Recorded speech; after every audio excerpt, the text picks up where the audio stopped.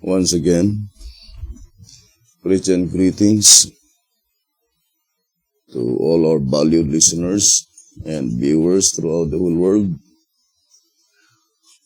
more particularly to all Shepherd's Rod believers, and most especially to our beloved brothers and sisters in the United States of America. Good evening, and may the good Lord bless you, brothers and sisters. This is our episode number 2 on the subject, the 144,000 going out of Egypt. Now let us begin our study in tract number 12, page 64 and page 65. It says, in the light of these foregone fundamental facts, we should now be able to rightly evaluate the unfolding of the scroll and to intelligently match the page of prophecy with the page of history. Now let us read in the writings of Alonzo Jones. It says, history is the only true commentary on the prophecies, and the only true exposition of the prophecies is to set down together the history and the prophecy, because history, as it really is but the complement of prophecy, as it is written. Now here's another statement I would like to read. It says, to know whether we have the true historical event, to know whether we have the true historical event for the fulfillment of a prophecy. If you find every word of the prophecy after the figures are understood is literally fulfilled, then you may know that your history is the true event. I would like to read again. To know whether we have the true historical event for the fulfillment of a prophecy. If you find every word of the prophecy after the figures are understood is literally fulfilled, then you may know that your history is the true event. But if one word lacks a fulfillment, then you must look for another event, or wait its future development. For God takes care the history and prophecy that agree, so that the true believing children of God may never be ashamed.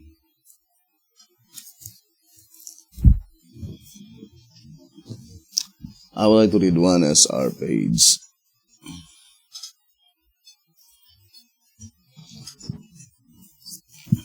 It says here on 1 SR 128. 1 SR page 128. If it is engraved on a tile, it cannot be erased. The thought is that the prophecy will surely come to pass. And after it once becomes history, one cannot erase the things portrayed. It is there to stay through all ages. 1 SR page 128.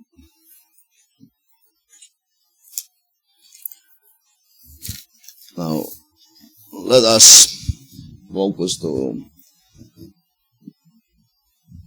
this a very important subject.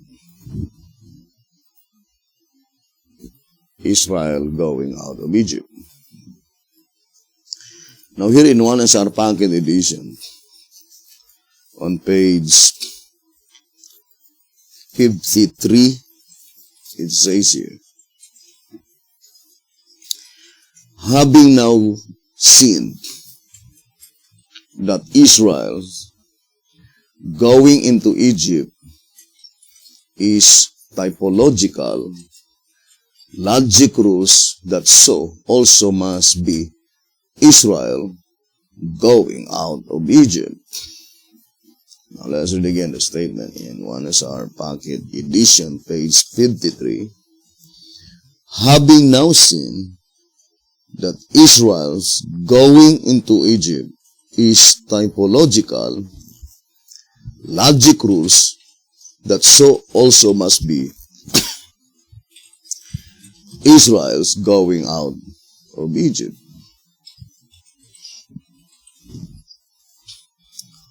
And we know that one of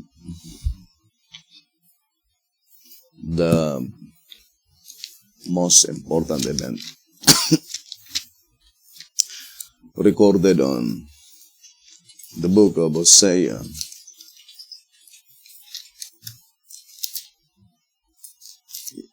let's read in chapter 2, verse 15. And I will give her vineyards from thence, in the valley of Achor for a door of hope.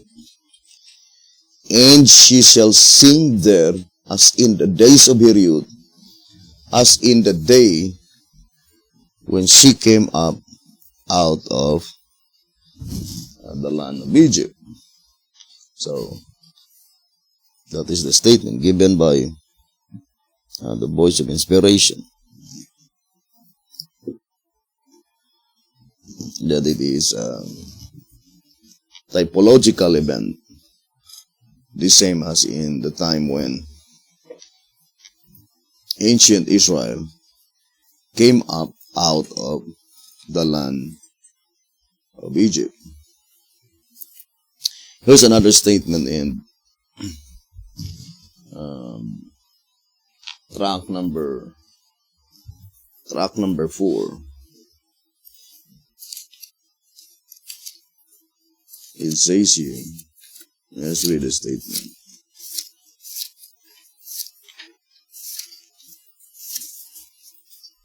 On track number 4 on page 41.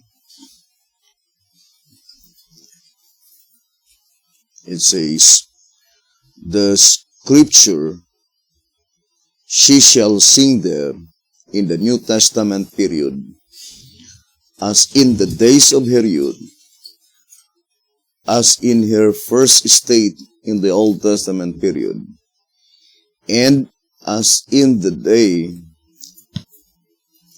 when she came up out of the land of Egypt. Hosea 2 verse 15. Attest that the experience of God's ancient people in going out of Haran and out of Egypt will be repeated at the present time. So, I would like to read again. Track number 4, page 41. The scripture, she shall sing there in the New Testament period, as in the days of her youth, as in her first state in the Old Testament period, and as in the day when she came up out of the land of Egypt. Hosea 2 verse 15, attest that the experience of God's ancient people in going out of Haran and out of Egypt will be repeated at the present time. Fact number 4, page 41. Now, the shepherd's rod already told us in 275, it says here, to us our page 275, you will also note on page 222 that the 430 prophetic years originally applied to Abraham and his seed overlap the 430 of Ezekiel chapter 4. The 430 years of Ezekiel should terminate in 1929 or 1930. But the perfect fulfillment of the prophetic period of Abraham in its antitype is yet in the future, going out of Egypt. The chart on page 212-213 shows its termination in 1930, for as we stated before, it is outlined by the coincidences which perfectly fit the prophecy of Ezekiel. And as it is impossible to make a time chart without any date to go by, we have used these coincidences, and it is stated that the date is indefinite. See our chart on page 133. Ezekiel's prophecy is intended to point forward to the announcement of the predicted reformation and the one through Abraham to its completion, Ezekiel 9. Now, the shepherd's rod is very plain by saying that the perfect fulfillment of the antitypical fulfillment concerning Israel going out of Egypt is still future in the days of Bidi-Hadad. And here in 1SR, page 101 and 102, let's read the statement. It says here, it has been made clear that Israel after the flesh is a photograph of Israel by the promise. In the Exodus movement, all the tribes went out of Egypt. If this is a photograph of Israel by the promise, then all the 12 tribes must come out now as well. 12 tribes must escape the ruin of Ezekiel 9, death of the firstborn, and Isaiah 63, the Red Sea. The number of them is said to be 12,000 from each tribe, making a total of 144,000. For the reason that they have passed through a similar experience as ancient Israel, they, the 144,000, sing a new song of Moses and the Lamb. Then he remembered the days of old, Moses and his people, saying, where is he that brought them up out of the sea with the shepherd of his flock? Where is he that put his Holy Spirit within him, that lead them by the right hand of Moses with his glorious arm, dividing the water before them, to make himself an everlasting name, that lead them through the deep as an horse in the wilderness, that they should not stumble. As a beast goeth down into the valley, the Spirit of the Lord caused him to rest. So didst thou lead thy people to make thyself a glorious name. Isaiah 63, verses 11 to 14. This scripture cannot refer to another company than the one we speak of. Now, the shepherd's rod is plainly telling you here in 1 SR 101 and 102 that as far as the Bible and the spirit prophecy is thus concerned, that predicted event, Israel going out of Egypt, cannot be referred to any other company except the 144,000 living saints, spiritual Israel. Now, Hotep, my brothers and sisters, 100%, they could not be a part of the living saints, according to his own testimony in answerer number 5, page 89. Let us read again the statement in answerer number 5 on page 89. So it says here,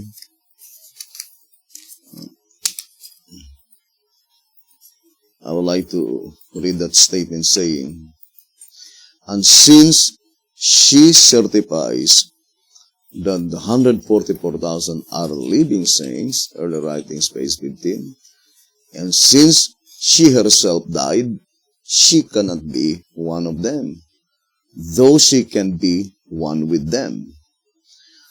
Answerer number 5, page 89. That statement, brothers and sisters, can also be applied to Hotep, that Hotep died, then there is no possibility that he could be a part of that living saints, 144,000. And since that predicted event, according to 1 SR 101 and 102, going out of Egypt, cannot be referred to any other company except to the 144,000 spiritual Israel. Then, that event, brothers and sisters, had never been experienced by Sister White and Hotep. And that is why we need to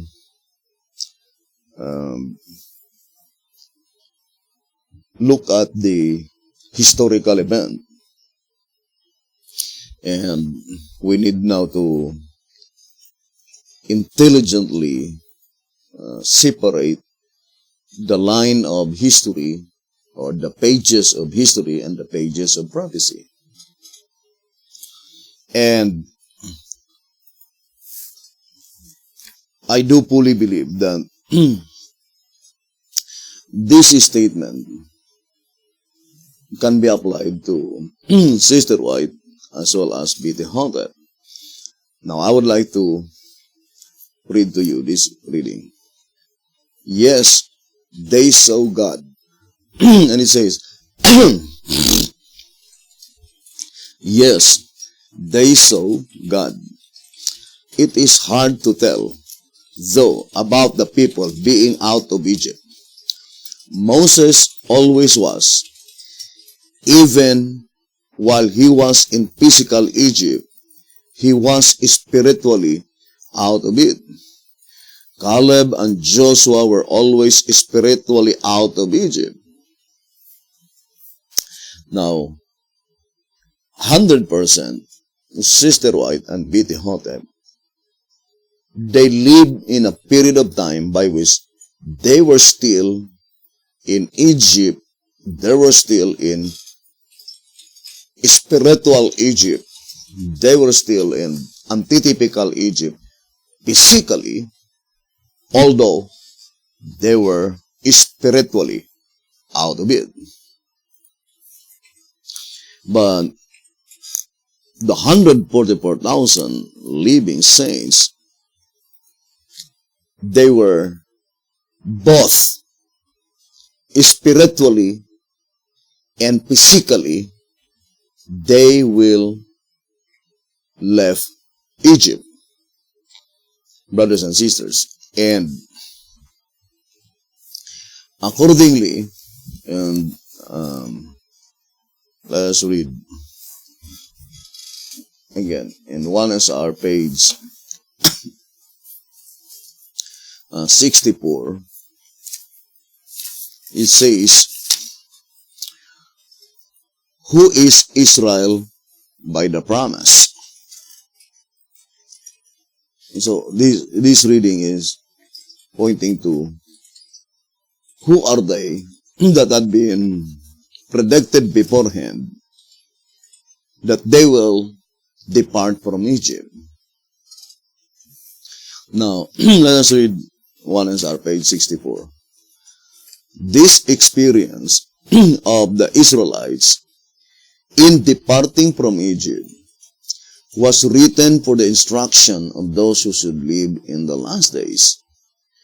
And before the overflowing scourge shall come upon the dwellers of the earth, the Lord calls upon all who are Israelites indeed to prepare for that event. Volume 6, page 195. The 12 tribes of Israel after the flesh are but a type of Israel by the promise, the 144,000. So Israel by the promise mentioned here is pointing to the 144,000 living saints, spiritual Israel. And here the message is plainly telling us that we need to prepare for that event. Brothers and sisters, what event? The antitypical departure from antitypical Egypt. And that's why here in the old symbolic code it says, 3 symbolic code, 11 to 12, page 12. Let us read. 3 symbolic code, 11 to 12, page 12. The call to ancient Israel was a call to come out of Egypt and into the promised Canaan. The call to modern Israel is a call to come out of antitypical Egypt and into the heavenly Canaan. 3 symbolic code, 11 to 12, page 12. Now, since we already read, brothers and sisters, according to 1SR Packet Edition, on page 53, that Israel going into Egypt and Israel going out of Egypt are both typological. So let us read again the statement. Here in 1SR Packet Edition on page 53, let's read again. Having now gone through this, let us read the statement.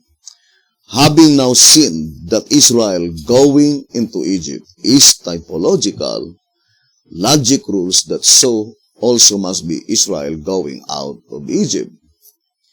Now, concerning the antitypical fulfillment of Israel going into Egypt or entering into Egypt, it was already fulfilled in the days of Sister White. It says here in 1SR page 76, the beginning of this denomination was typified by Israel's entrance into Egypt as previously explained. So that is the statement, very plain. We shall now consider the truth of the land of Goshen. Joseph brought Israel into Egypt and gave them the part of the land to dwell in, which was the best land in the country of Egypt. And there Joseph nourished them, their flocks, herds, and cattle, and all they had. The land of Goshen stands as a symbol of the United States of America. in which the church came into existence. While our country is productive like the land of Goshen, the richest in the world, and a Protestant nation, it is the best for missionary work. For it is made up of all nations, and therefore, like the land of Goshen, the most productive in Egypt, the world. So, the shepherd's rod plainly telling us that that antitypical fulfillment of Israel entering into Egypt, it was fulfilled in 1845, the beginning of the Seventh-day Adventist denomination. Now, 100% from that time onwards, even in the days of Bithihotep, they were still in antitypical Egypt, because Bithihotep declared clearly that the perfect fulfillment of Israel going out of Egypt was still future in his days, according to SR 275. So let's read again.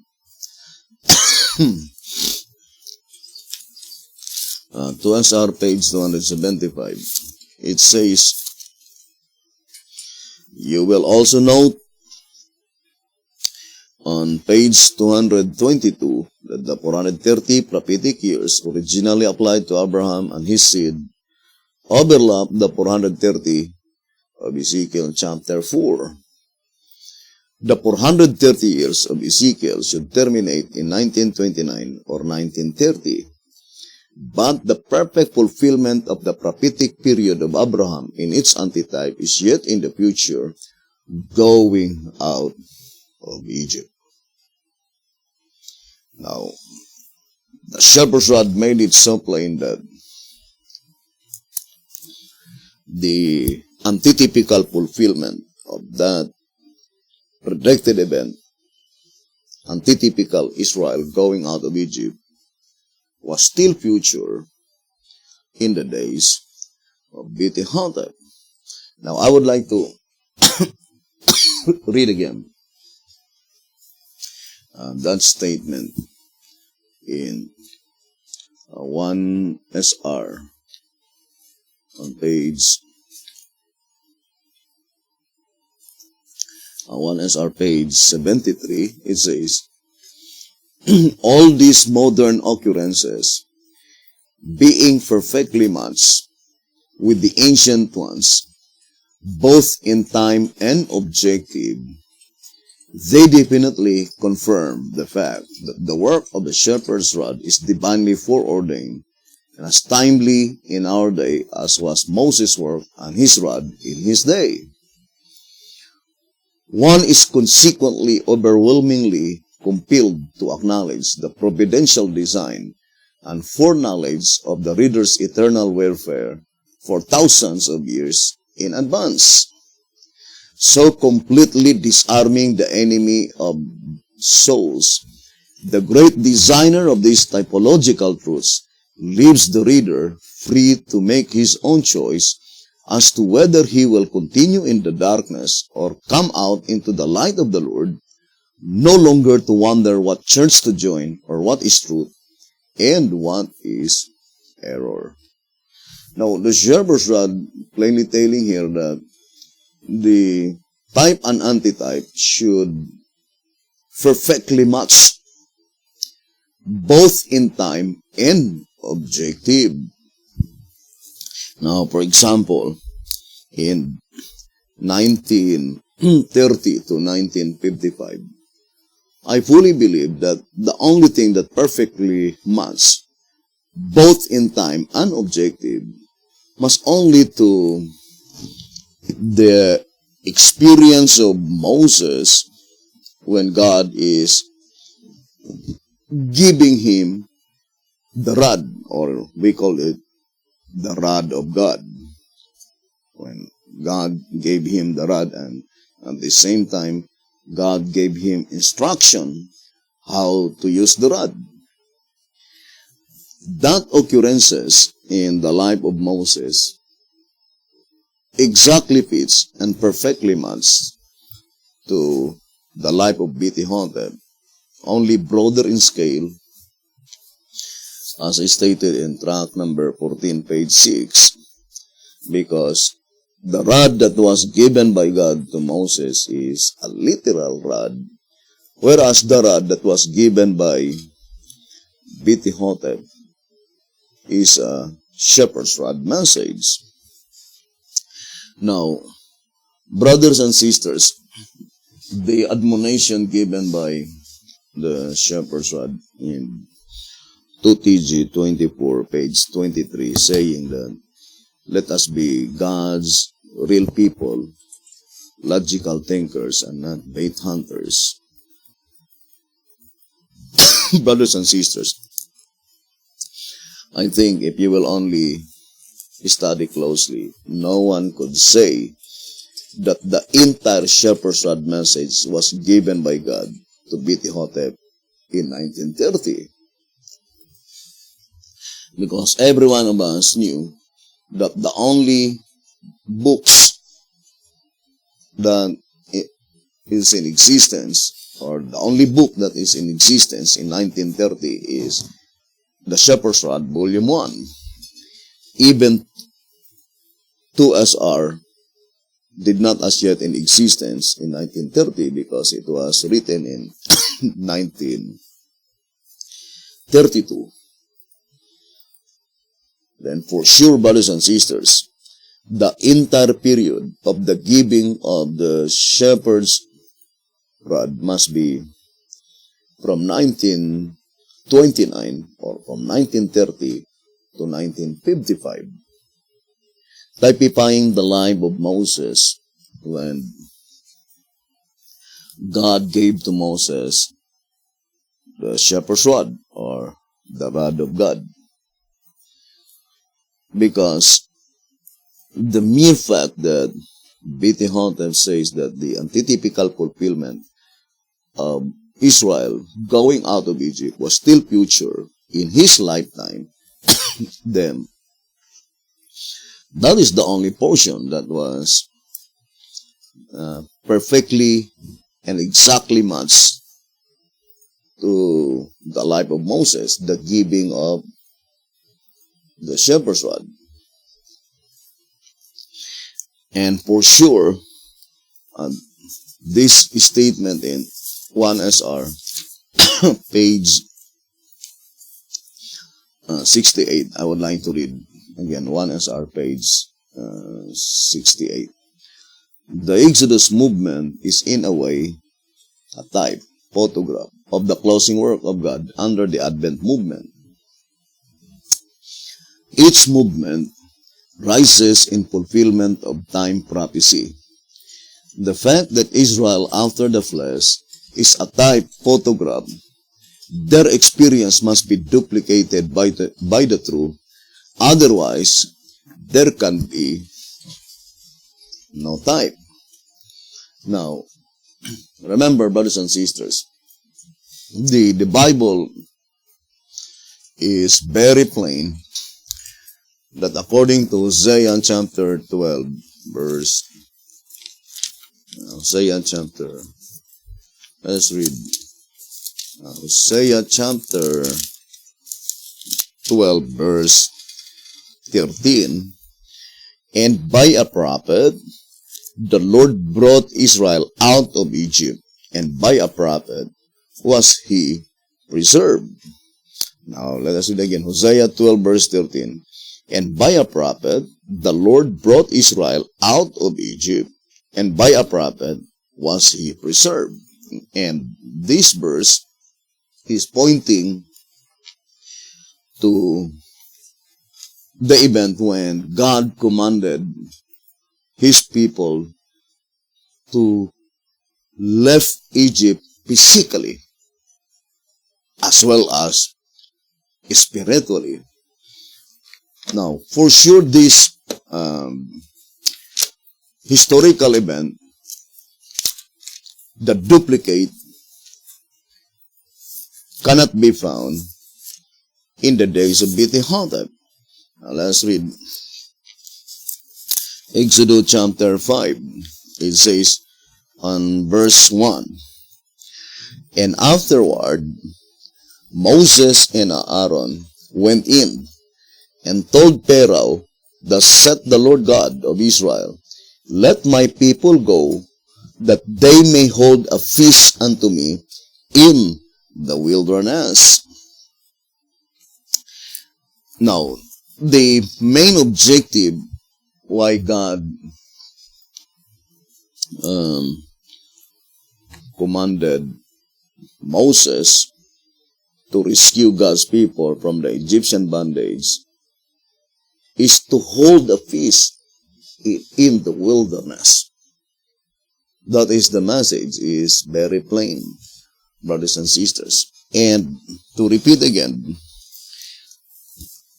here in Patriarchs and Prophets, do not forget, brothers and sisters, that the prophet himself, Bethel, says that the perfect fulfillment of Israel going out of Egypt was still future in his days. And one of the prominent events, and not only the prominent event, but the principal reason why God take out his people from Egyptian bondage is to hold a feast in the wilderness. And that historical event did not find a duplicate in the days of Bethel. But the Shepherd's Rod made it so plain that the event of Israel going out of Egypt is typological. One is our Packet Edition, page 53, as well as track number 4, page 41, as predicted in Hosea 2, verse 15. Now let us read again Patriarchs and Prophets, page 757. It says, now let us read this statement, brothers and sisters, and this one's taken on Patriarchs and Prophets, also on 258. Now it says here, let's read the statement given by such inspired statement. It says, "In the command for Israel's release, the Lord said to Pharaoh, Israel is my son, even my firstborn. Let my son go, that he may serve me." Exodus 4, verse 22 and verse 23. The psalmist tells us why God delivered Israel from Egypt. He brought forth his people with joy, and his chosen with gladness, and gave them the lands of the heathen, and they inherited the labor of the people, that they might observe his statutes and keep his laws. Psalms 105, verse 43 to verse 45. Here we learn that the Hebrews could not serve God in Egypt. But it points out to the period of time, brothers and sisters, because prior to that time, when Jacob, through the divine command, entered into Egypt, and at the time when Joseph was still alive, for sure God's people, they served God even they were still in Egypt. But at the time when another Pharaoh arose in the land of Egypt, the time came, according to the historical event, brothers and sisters, in Exodus chapter 3, it says here, as in Exodus chapter 3,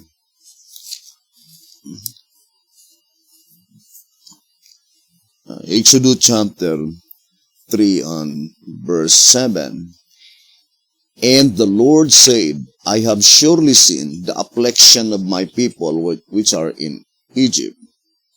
So, that is in the time when God's people are afflicted in the land of Egypt. Brothers and sisters. And that occurrence, we know that that is not the life of God's people in Egypt when Joseph was still alive. And as a fact, B.T. Hotep says that they live as kings. Now, I would like to read here in answer number 2, page 6. It says, answerer number 2, page 6. Thus the Lord providentially exalted Joseph to share the throne of Egypt in order to predispose Pharaoh to grant Israel permission to enter into the land. Next, to draw them there, he brought thereabouts the 7 years of plenty, followed by the 7 years of famine. Whereupon he sent word to Jacob that Joseph was yet alive. At the overjoying news, there sprang up in the father an irresistible desire to see his son. This and the life-taking hunger upon Joseph's brethren compelled them to remove into Pharaoh's land of plenty, where they live like kings. And it says, not purposing, however, to leave them there forever. The Lord did not let their living continue as pleasant as at the first, lest they refuse to take heed to Moses when he should come with the word that the time had arrived for them to go back home. It says, the time had arrived for them to go back home. But he brought about another saving providence, this time permitting unbearable hardship to befall them, so that when called they would respond gladly.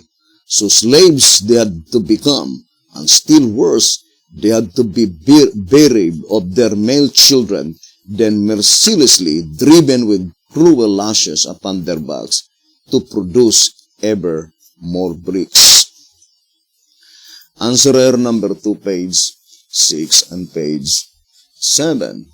But I would like to emphasize the statement, the time had arrived for them to go back home. So that is a wonderful statement, brothers and sisters, because I am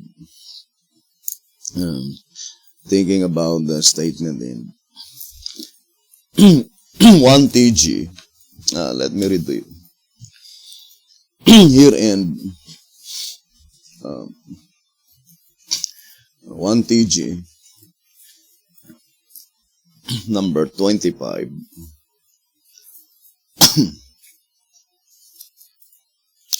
Let's read a statement given by the Voice of Inspiration. 1 TG number 25 on page 4.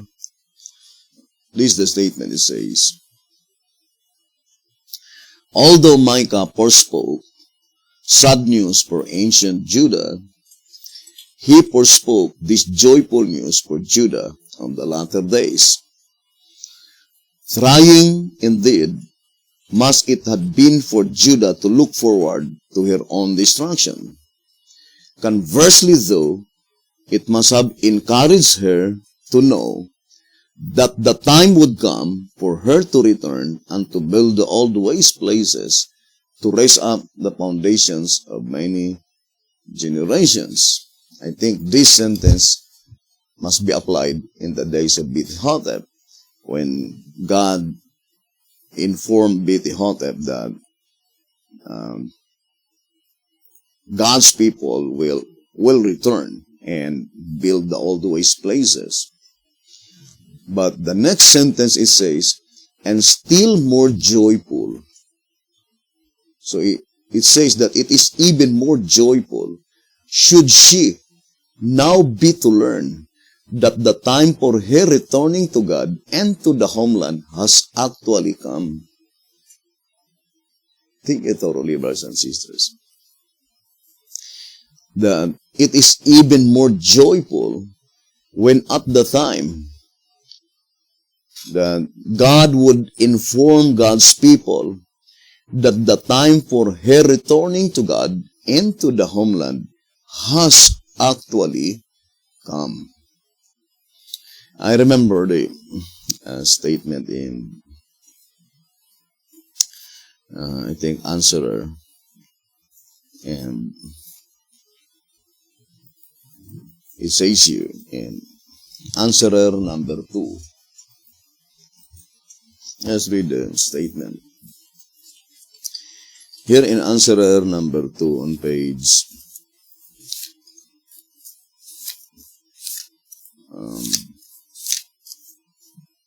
84 and page 85. So let's read the statement. It says here, it is Satan's constant target, the people's repeated stumbling block. Answerer number 2, pages 84 and page 85. Satan's constant target, the people's repeated stumbling block.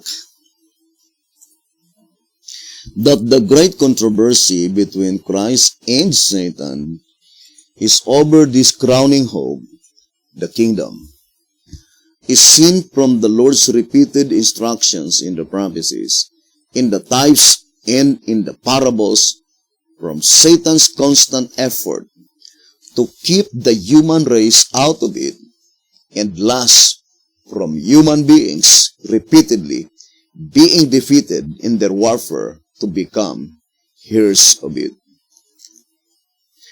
Working determinedly from the beginning to plunge all humanity into hell, Satan conceived his major strategy of misleading them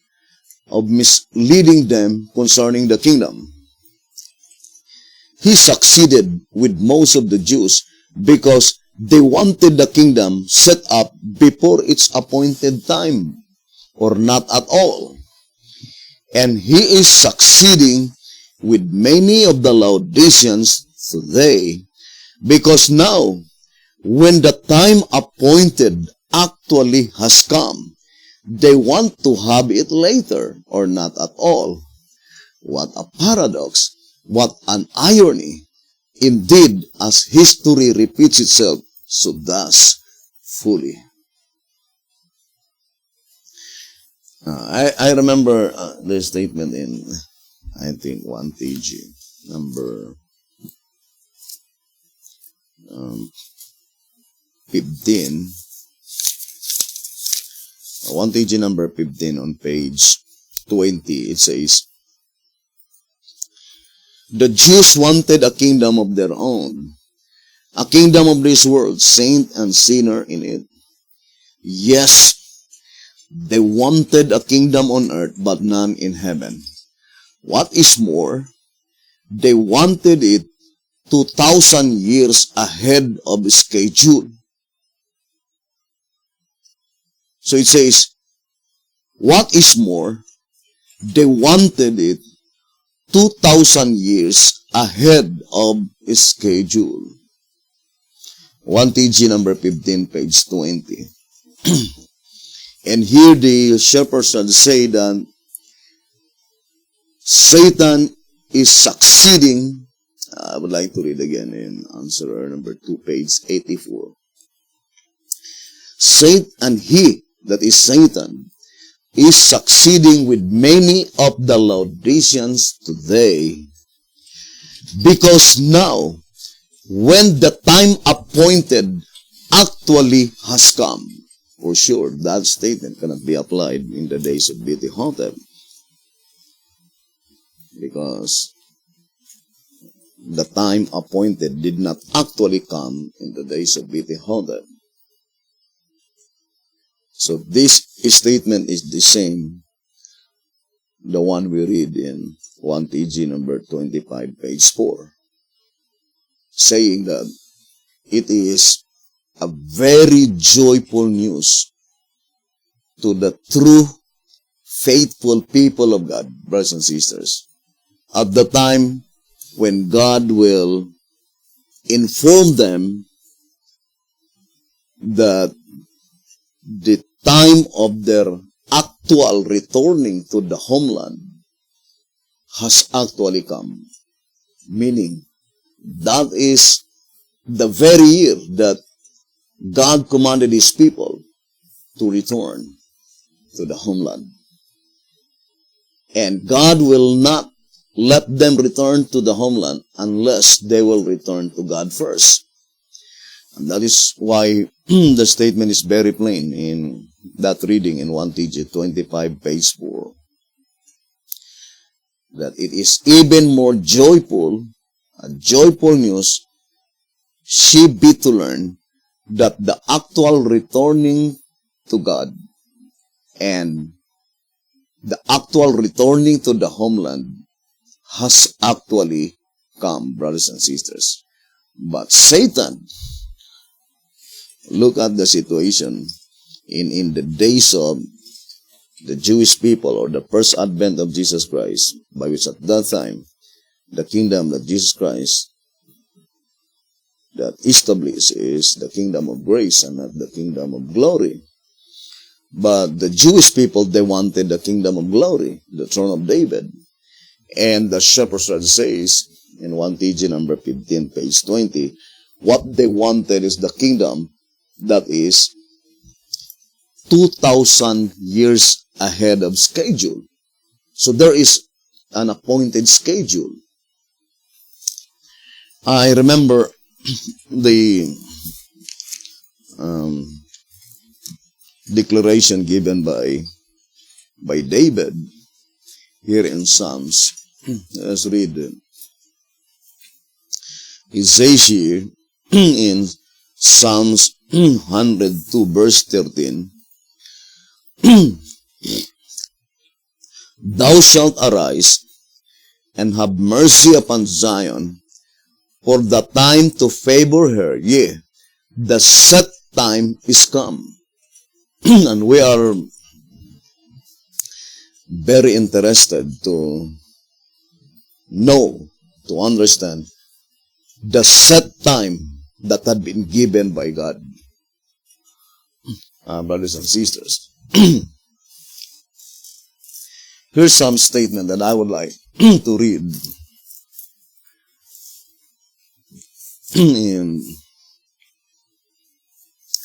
And I would like to compare the occurrences in the days of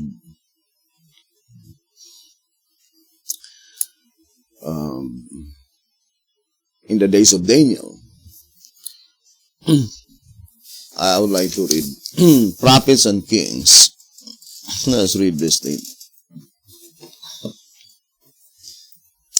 Here in Prophets and Kings, 500. Let's read.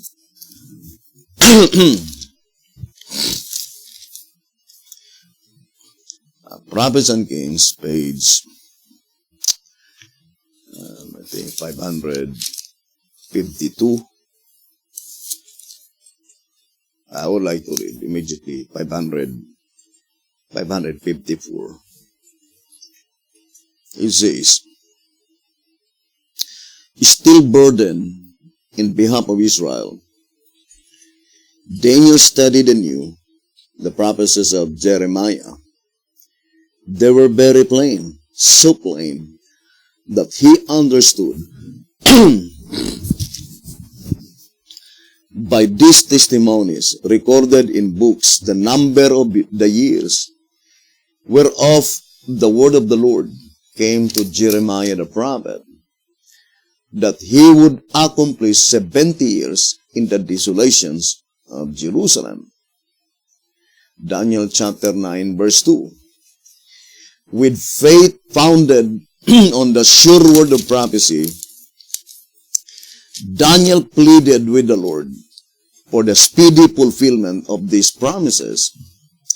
He pleaded for the honor of God to be preserved In his petition, he identified himself fully with those who had fallen short of the divine purpose, confessing their sins as his own. Prophets and Kings 554 and 555. Now, for example, here in 547, I would like to read this statement. Honored by men with the responsibilities of state and with the secrets of kingdoms bearing universal sway, Daniel was honored by God as his ambassador and was given many revelations of the mysteries of ages to come. His wonderful prophecies, as recorded by him in chapters 7 to 12 of the book bearing his name, were not fully understood even by the prophet himself. But before his life labors closed, he was given the blessed assurance that at the end of the days, in the closing period of this world's history, he would again be permitted to stand in his lot and place. It was not given him to understand all that God had revealed of the divine purpose, shut up the words and seal the book. He was directed concerning his prophetic writings. These were to be sealed even to the time of the end. Go thy way, Daniel. The angel once more directed the faithful messenger of Jehovah. For the words are closed up and sealed till the time of the end. Go down thy way till the end be. For thou shalt rest and stand in thy lot at the end of the days. Prophets and Kings 547. That statement that Daniel will stand in his lot at the end of the days is plainly telling that there must be a group of people or a people that the same with Daniel, he wished to understand, desired to understand all the prophecies that recorded in his own writings. Brothers and sisters, and the only difference is that the desire of Daniel to understand those prophecies, such privilege was not given to him.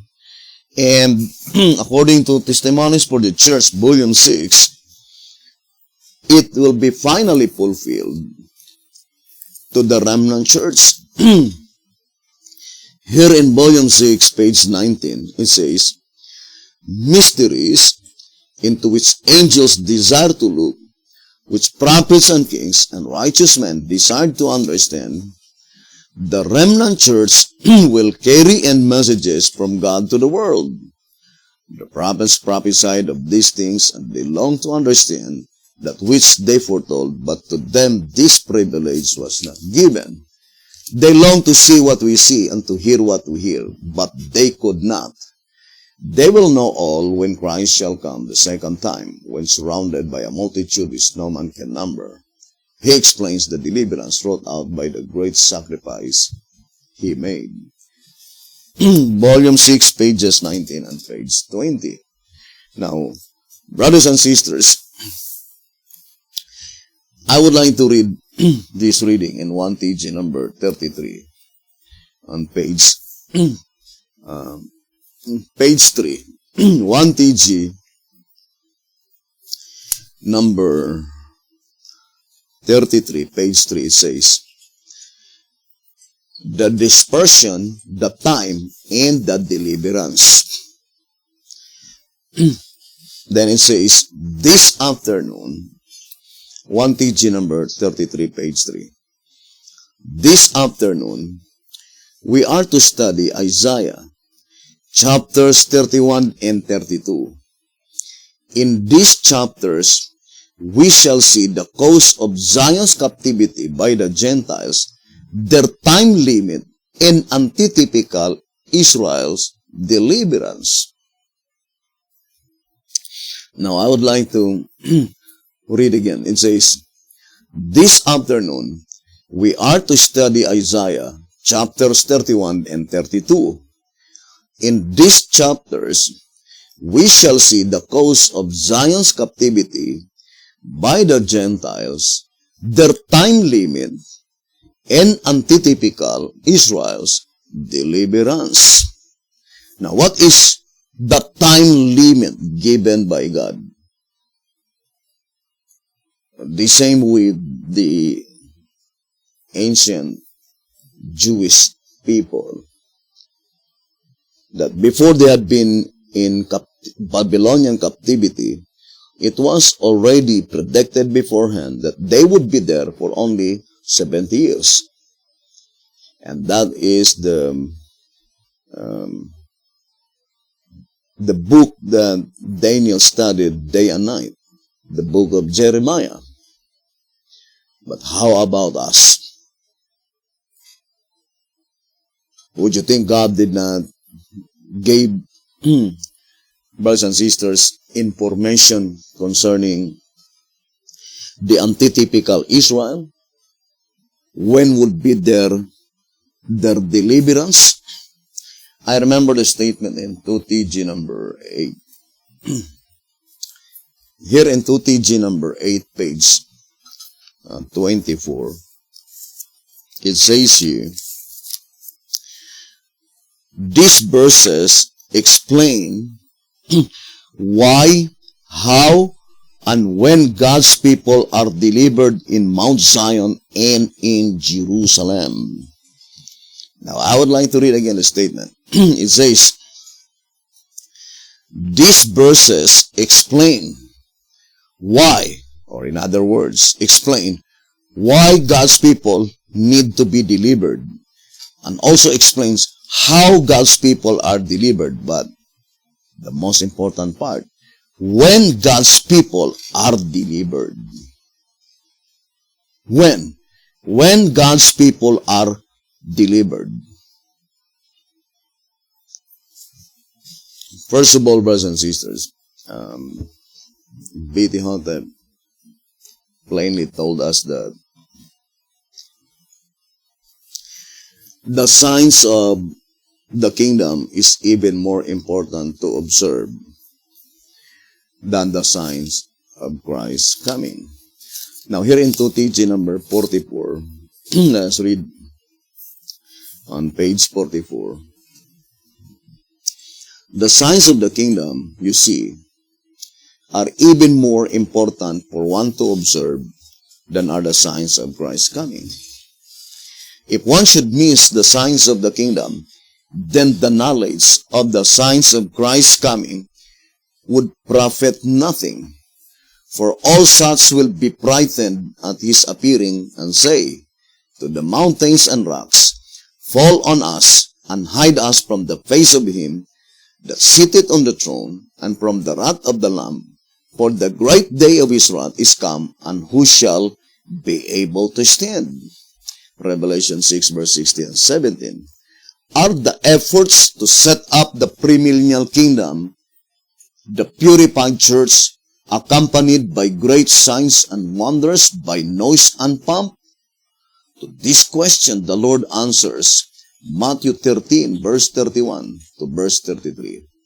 The kingdom of heaven is like to a grain of mustard seed, which a man took and sowed in his field, which indeed is the least of all seeds, but when it is grown, it is the greatest among herbs, and becometh a tree, so that the birds of the air come and lodge in the branches thereof. Another parable spake he unto them, the kingdom of heaven is like unto a leaven, which a woman took, and hid in 3 measures of meal, till the whole was leavened. Not by might, nor by power, but by my spirit, saith the Lord of hosts. Not a blast or a boom, and not a bush either, but the plain, quiet truth, brothers, sisters, is what saves you and brings the kingdom into being. Now, I would like to focus first to the parable concerning the woman, by which the woman, according to this reading,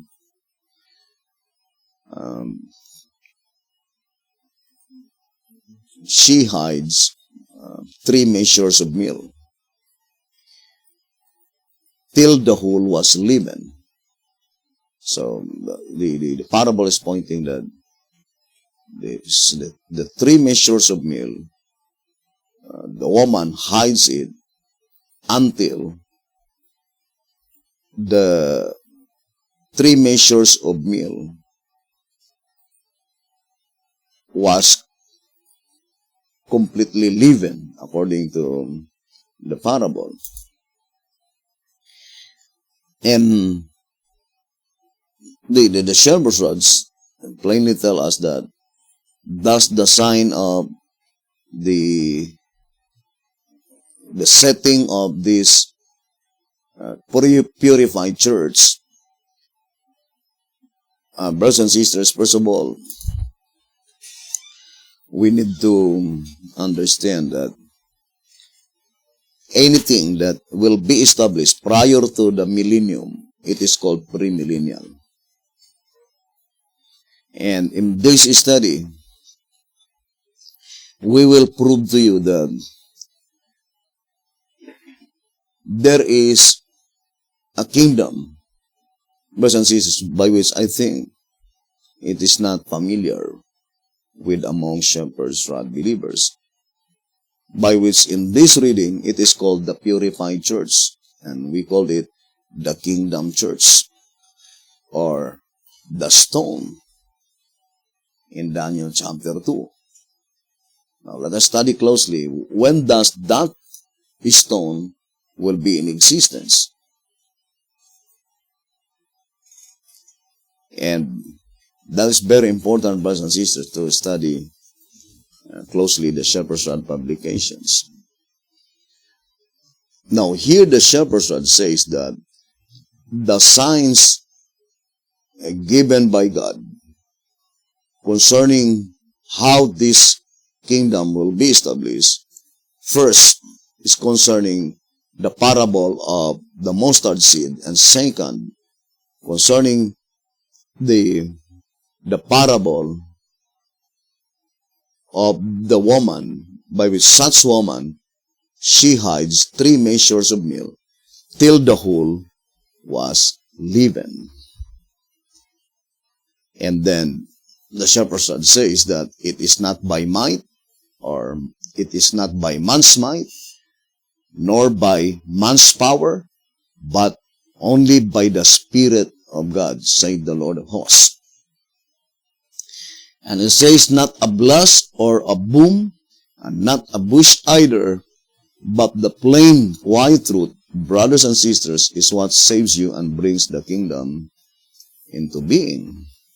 Now, as far as the shepherd's rod is thus concerned, and also the spirit of prophecy plainly told us that the only symbolization of the woman, brothers and sisters, is represented by a church. Now, I would like to read to SR. It says here in page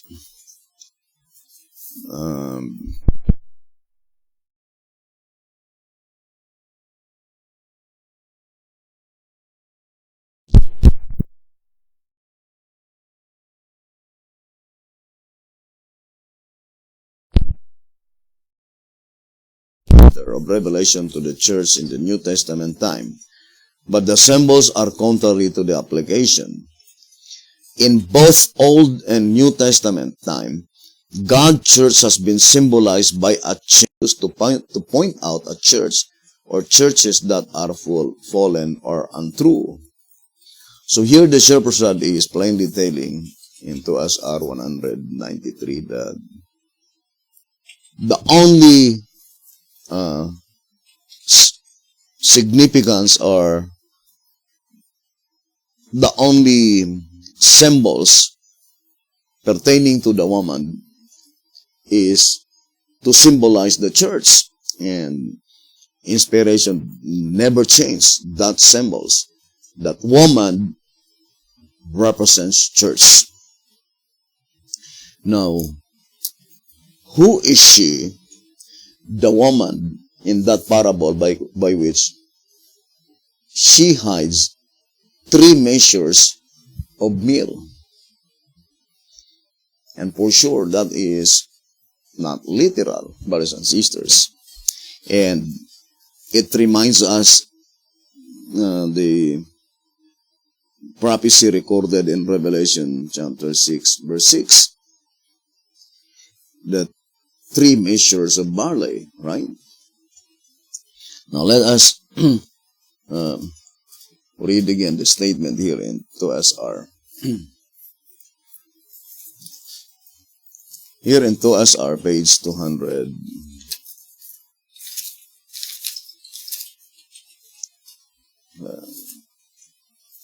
To SR page 222. In our study of the 7 seals, we reserve for future explanation of the following scripture. And I heard a voice from the midst of the 4 beasts say, a measure of wheat for a penny, and 3 measures of barley for a penny. Revelation 6, verse 6. Again, we turn the reader's attention to the fact that the voice came from the throne. See chapter 5, verse 11. Therefore, the price of the cereals is fixed by the great judge. Now, the woman in Matthew 13, it says, she hides 3 measures of meal.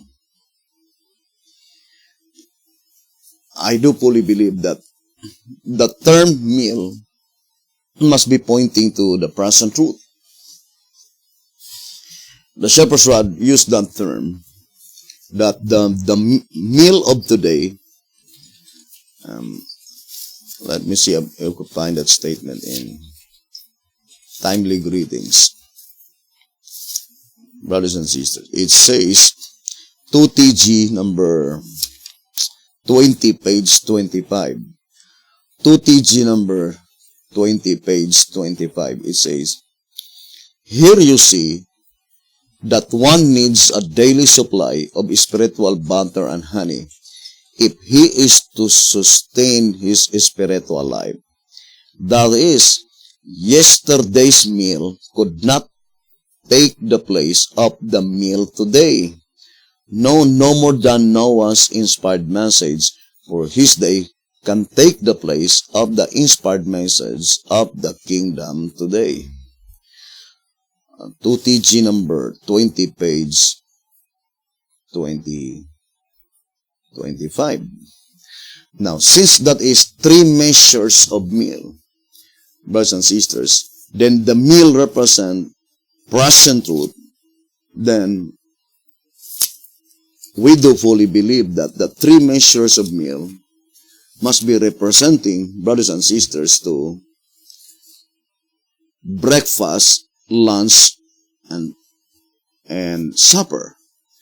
And the mere fact that it is in the supper time, for example, I would like to read, let me see if I could find that statement in the Voice of Inspiration concerning, it's about the, I think, the 3 angels' messages by which the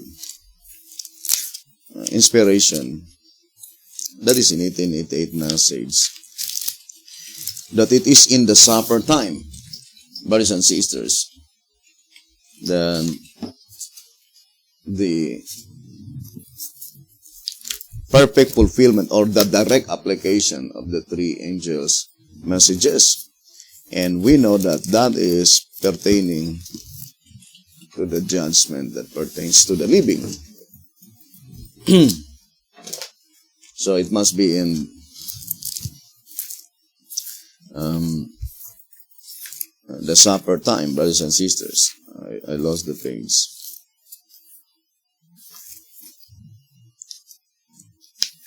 As far as the 3 angels' messages is thus concerned.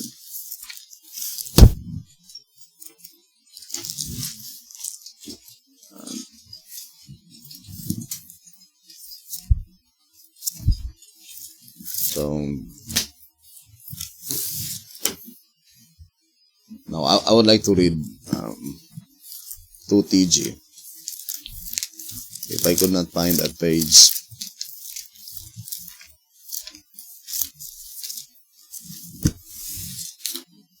Let me read to you in 2TG.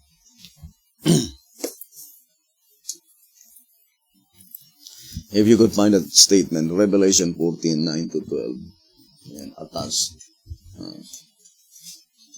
supper time.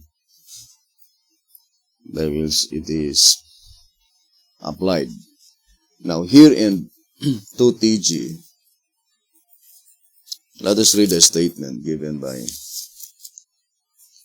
it says here, 2TG 44 on page 41 and page 42. Yes, that is the statement. It says, these three calls to the marriage supper, Luke 14 verse 16-24, we understand to be the same as the three messages of Revelation 14 verse 6-12. So, the messages of Revelation 14, 6-12, it was illustrated, brothers and sisters, according to the voice of inspiration, to the parable in Luke 14, verse 16-24, which is the supper time. And here in 2TG 44, page 41, it says, quoting Luke 14, verse 16-24, and it says, in this parable are seen two periods of time. The first period is while the gospel has bade many, verse 16, to the marriage supper, the time from the apostles to the time of his last servant. With the last message God sends to his people, the time all things are ready. The next period is the time in which his last servant served. Verse 17. This servant is sent, we are told, at supper time, at the end of the day, indicating that he bears the last message. Moreover, he is at first sent to those who have previously been bidden, that is, to those who were already in the gospel truth in the church.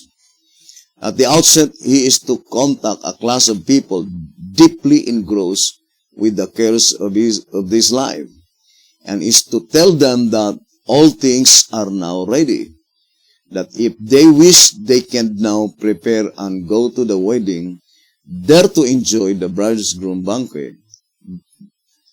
This is the last call for the supper. It says, 2TG 44, page 41 and page 42. Now it says that this servant is sent, we are told, at supper time, at the end of the day, indicating that he bears the last message. So that is very plain in this reading in 2TG 44, page 41 and page 42. And of course, his message is to inform the citizens of the kingdom, brothers and sisters, that it's time to go home. And the same with the subject that we already read, that Moses informed the God's people that the time has arrived for them to go home. Now here in the, let me see if I could find in the old symbolic code. The shepherd's rod here is telling us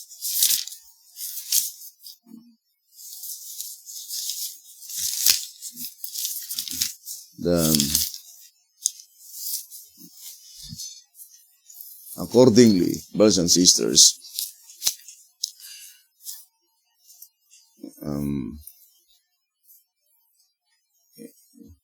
that when God, let me see if I could find here in old symbolic code,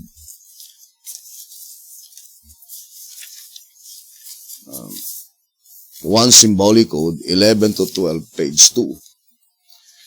One symbolic code 11 to 12, page 2. It says, note that the call came first to the ones who were well known and well to do, the foremost in the city. For one had bought a piece of ground, another of 5 oxen, and the other had married a wife.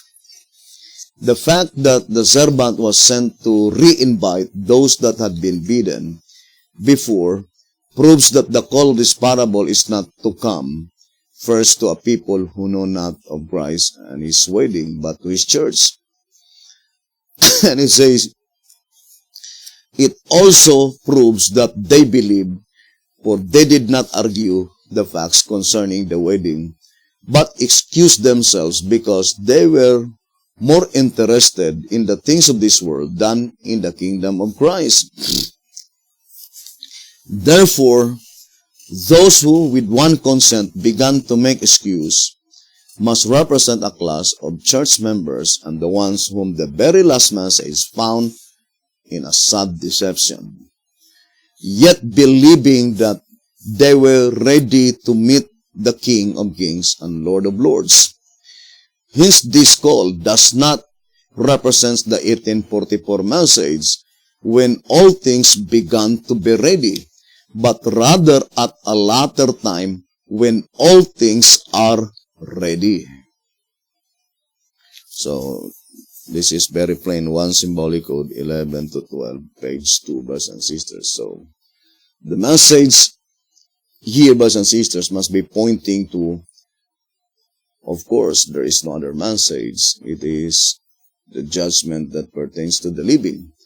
Because the message from 1844 to the close of provision is divided only into 2.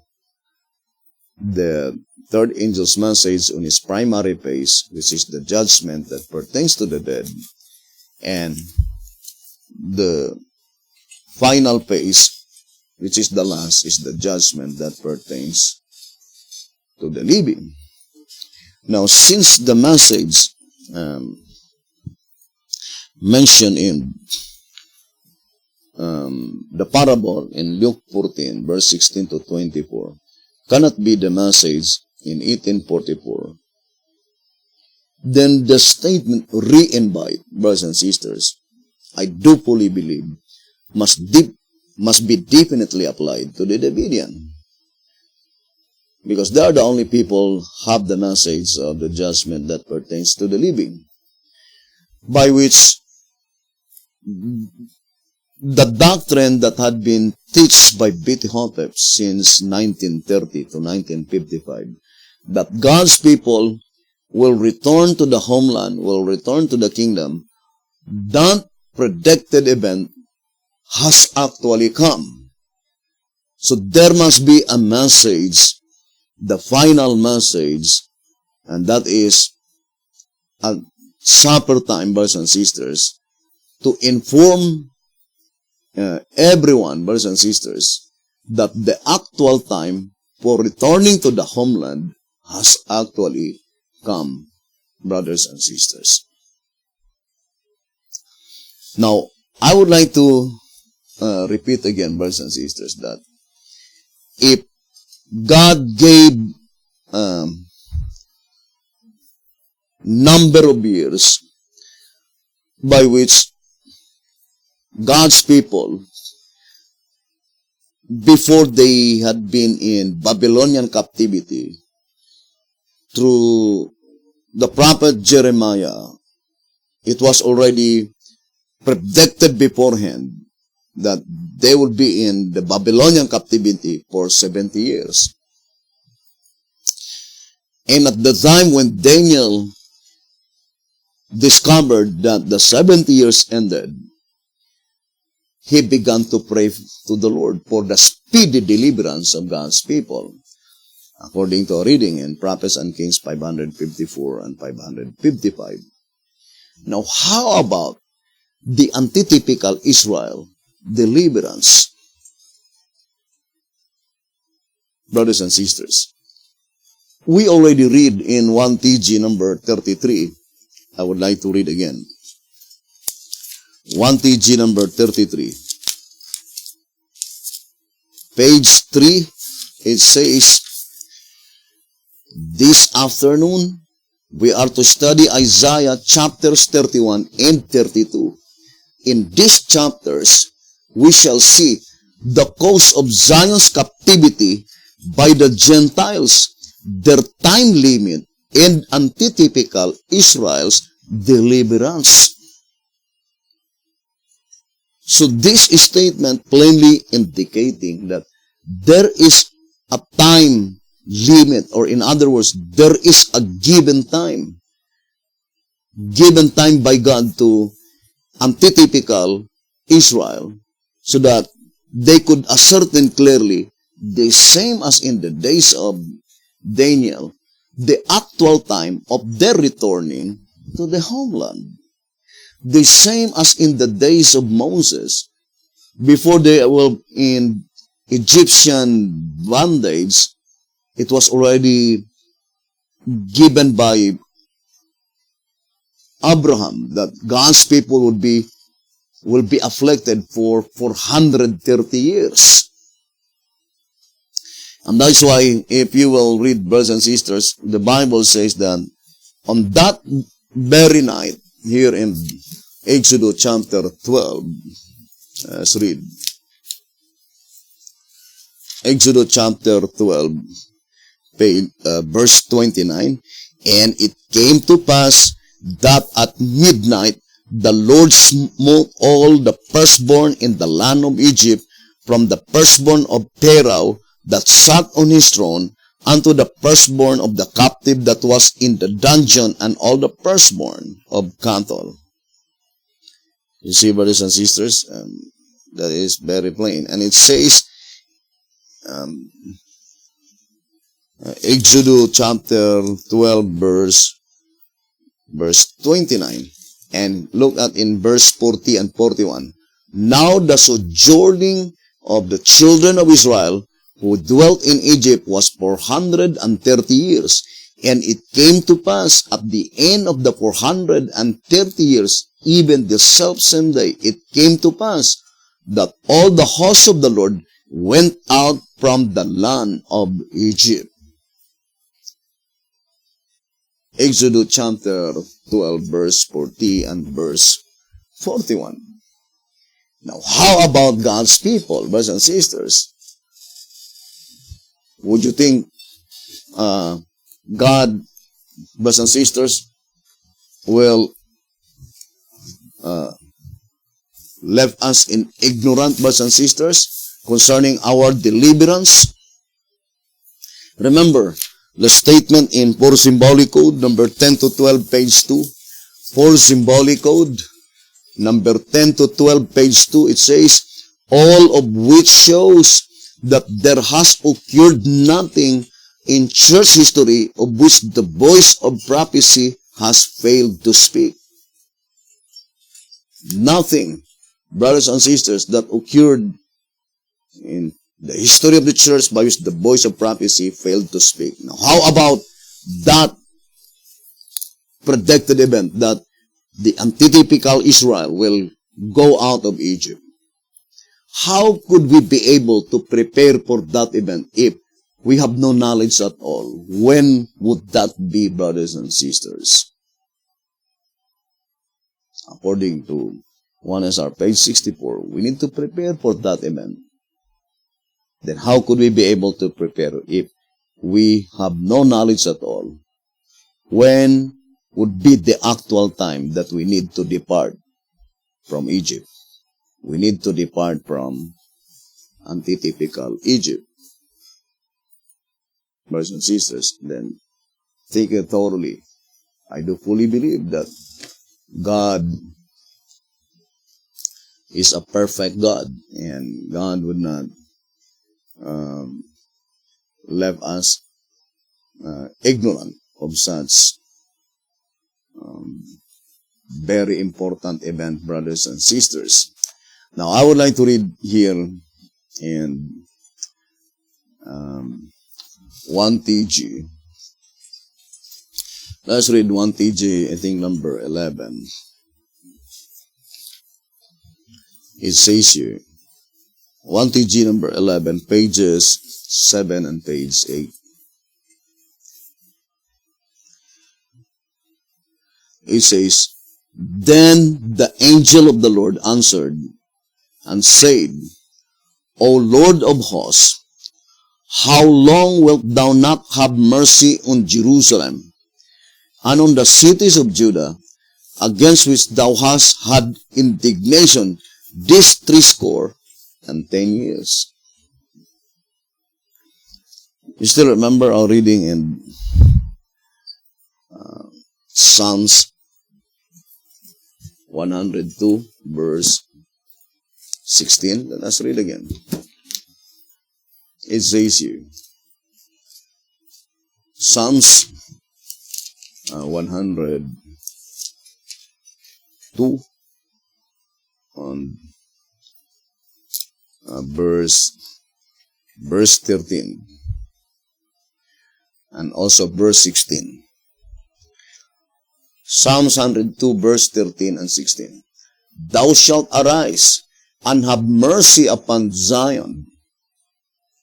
But Zechariah, the one we read in 1TG number 11, page 7, Zechariah 2 verse 12, is asking that how long wilt thou not have mercy on Jerusalem? It says here in Psalms 102 verse 13 and 16, Thou shalt arise and have mercy upon Zion, for the time to favor her, yea, the set time is come. When the Lord shall build up Zion, he shall appear in his glory. Verse 16. So let us read again. Psalms 102 verse 13 and verse 16. Thou shalt arise and have mercy upon Zion, for the time to favor her, yea, the set time is come. When the Lord shall build up Zion, he shall appear in his glory. And you remember the prayer of Jesus in Matthew 23. It says, brothers and sisters, Matthew 23, I think verse 38. It says here in Matthew 23, verse 39 rather. Matthew 23 verse 39. For I say unto you, ye shall not see me henceforth, till ye shall say, Blessed is he that cometh in the name of the Lord. Matthew 23 verse 39. For I say unto you, ye shall not see me henceforth, till ye shall say, Blessed is he that cometh in the name of the Lord. Because we know that Israel returned to their homeland, but not in the name of the Lord. And the description in the Bible in Zephaniah, it says, they are the nation that had not been desired.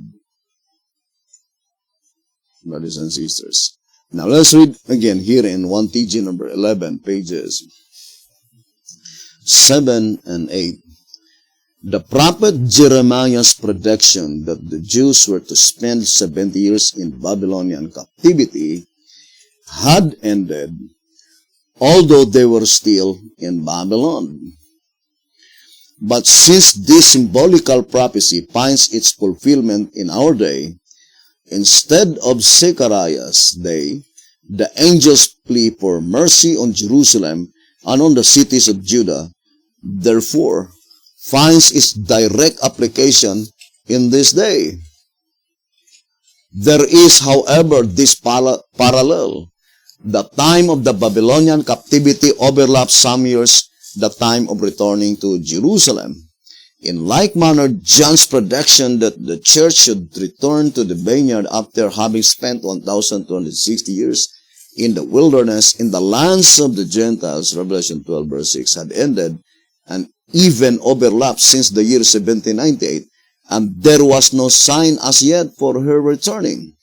And as the denomination was in no condition to accept additional truth, the results are that the church is still in the wilderness, concerning which inspiration said, if the people of God have gone to work as they should have gone to work right after Minneapolis meeting in 1888, the world could have been warned in 2 years, and the Lord would have come. General Conference Bulletin, page 1892. Now, the Shepherd's Rod plainly told us here in 1 TG number 11, pages 7 and 8,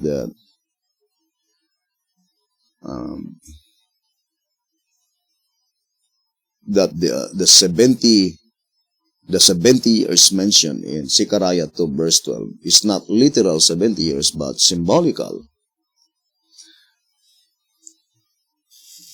And only the prediction of Jeremiah in Jeremiah 25 verse 11 and 12, by which it points out to the 70 years, literal 70 years Babylonian captivity. And this 70 years, which is symbolical, is not pointing to the Jews in the days of Zechariah, but rather in our own day, according to this reading, brothers and sisters. And there is no other 70 years symbolical must be pointing to the Jubilee, brothers and sisters, that this 70 years is the limited period of time given by God. There will be 70 Jubilees. And we will be studying that so that we could clearly understand when would be the antitypical Israel deliverance, by which that is for sure the year of Jubilee, because Jubilee means deliverance. Now let us read 1 TG number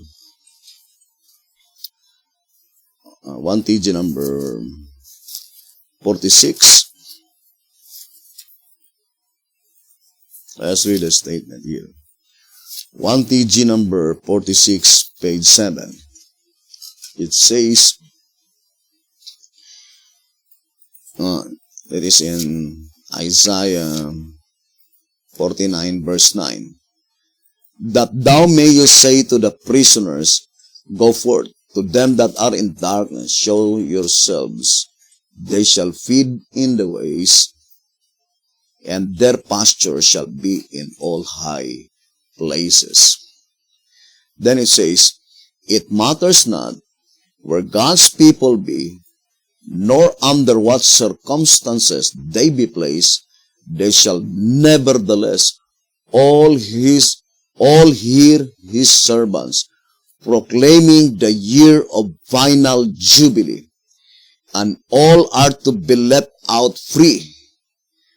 All are to share this great ever-increasing spiritual feast. Now, I would like to read again 1 TG number 46 on page 7, and think it thoroughly, brothers and sisters. That is very plain that God's servants, they will proclaim, brothers and sisters, the final jubilee. So the word final showing that there is a given time of such jubilees, and this Jubilee is the final. And it says here in 1 TG 46, page 7, it matters not where God's people be. So it matters not wherever God's people be, nor under what circumstances they be placed. Whatever circumstances it might be, they shall nevertheless all hear his servants proclaiming the year, that is in definite article. There must be an specific year, proclaiming the year of final Jubilee. And all are to be let out free, and all are to share this great ever-increasing spiritual feast. 1 TG 46:7. If you still remember our reading, brothers and sisters, 1 TG number 11, page 7 and 8, that there is a parallelism with that 70 years captivity in Babylon, and also that 70 years symbolical prophecy in Zechariah chapter 2, verse 12. And the parallelism is that when the 70 years, literal 70 years, Babylonian captivity ended, there are still 2 years that had been lapsed before they return to the kingdom, before they return to Jerusalem. Because the 70 years captivity ended in 536 BC or 538 BC, but they did not return to Jerusalem not until in 536 BC. And the same with the woman during the dark ages of religion, that the 1,260 years ended in 1798, but the woman did not return to the vineyard not until in 1880. So, that statement in 1 TG number 11, page 7 and 8, brothers and sisters, is plainly indicating that at the time when that Jubilee, the commencement of the year of Jubilee arrived, there are still 2 years that will lapse. Then God's people will be on Mount Zion, brothers and sisters. And then God's people will be delivered to that Mount Zion, brothers and sisters. And that's why we need to study closely concerning the Jubilee. Now, here the Shepherd's Rod says, I would like to read tract number 3, a 1934 edition. It says, so this is the statement given by the Shepherd's Rod in tract number 3, 1934 edition, in page 67.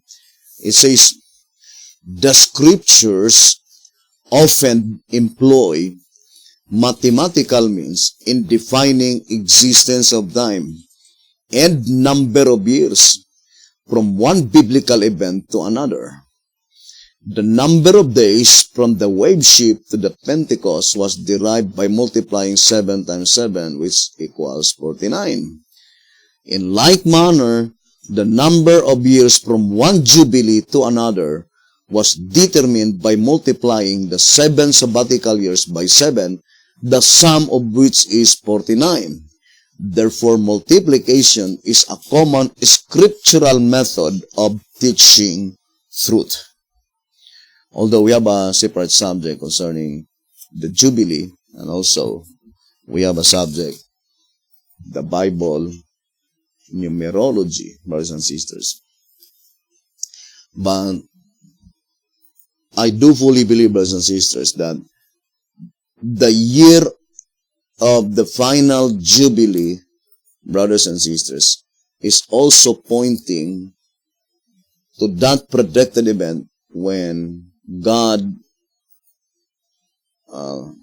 informed His people that the time to leave Egypt has actually come. That God is commanding His people to depart on Egypt. And God will bring God's people into the wilderness to observe the feast according to the Bible in Exodus chapter 5 verse 1, brothers and sisters.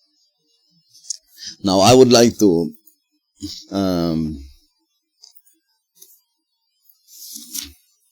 remind again that the history of God's ancient people, brothers and sisters, accordingly, in 1 SR page 68, must be duplicated.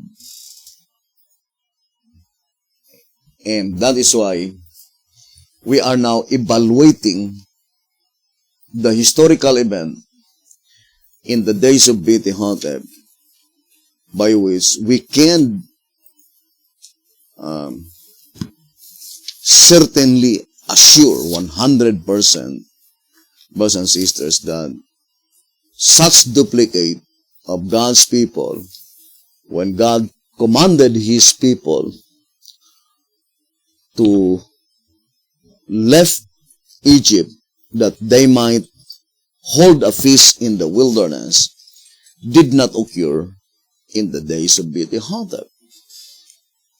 Brothers and sisters, because there was no record in the lifetime of Beti-Hotep that Beti-Hotep observed the feast. Now, I would like to read again the statement in 2TG.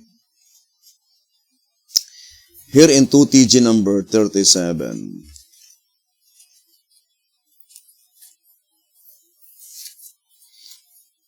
it says here, 2TG number 37, on pages 14 and 15.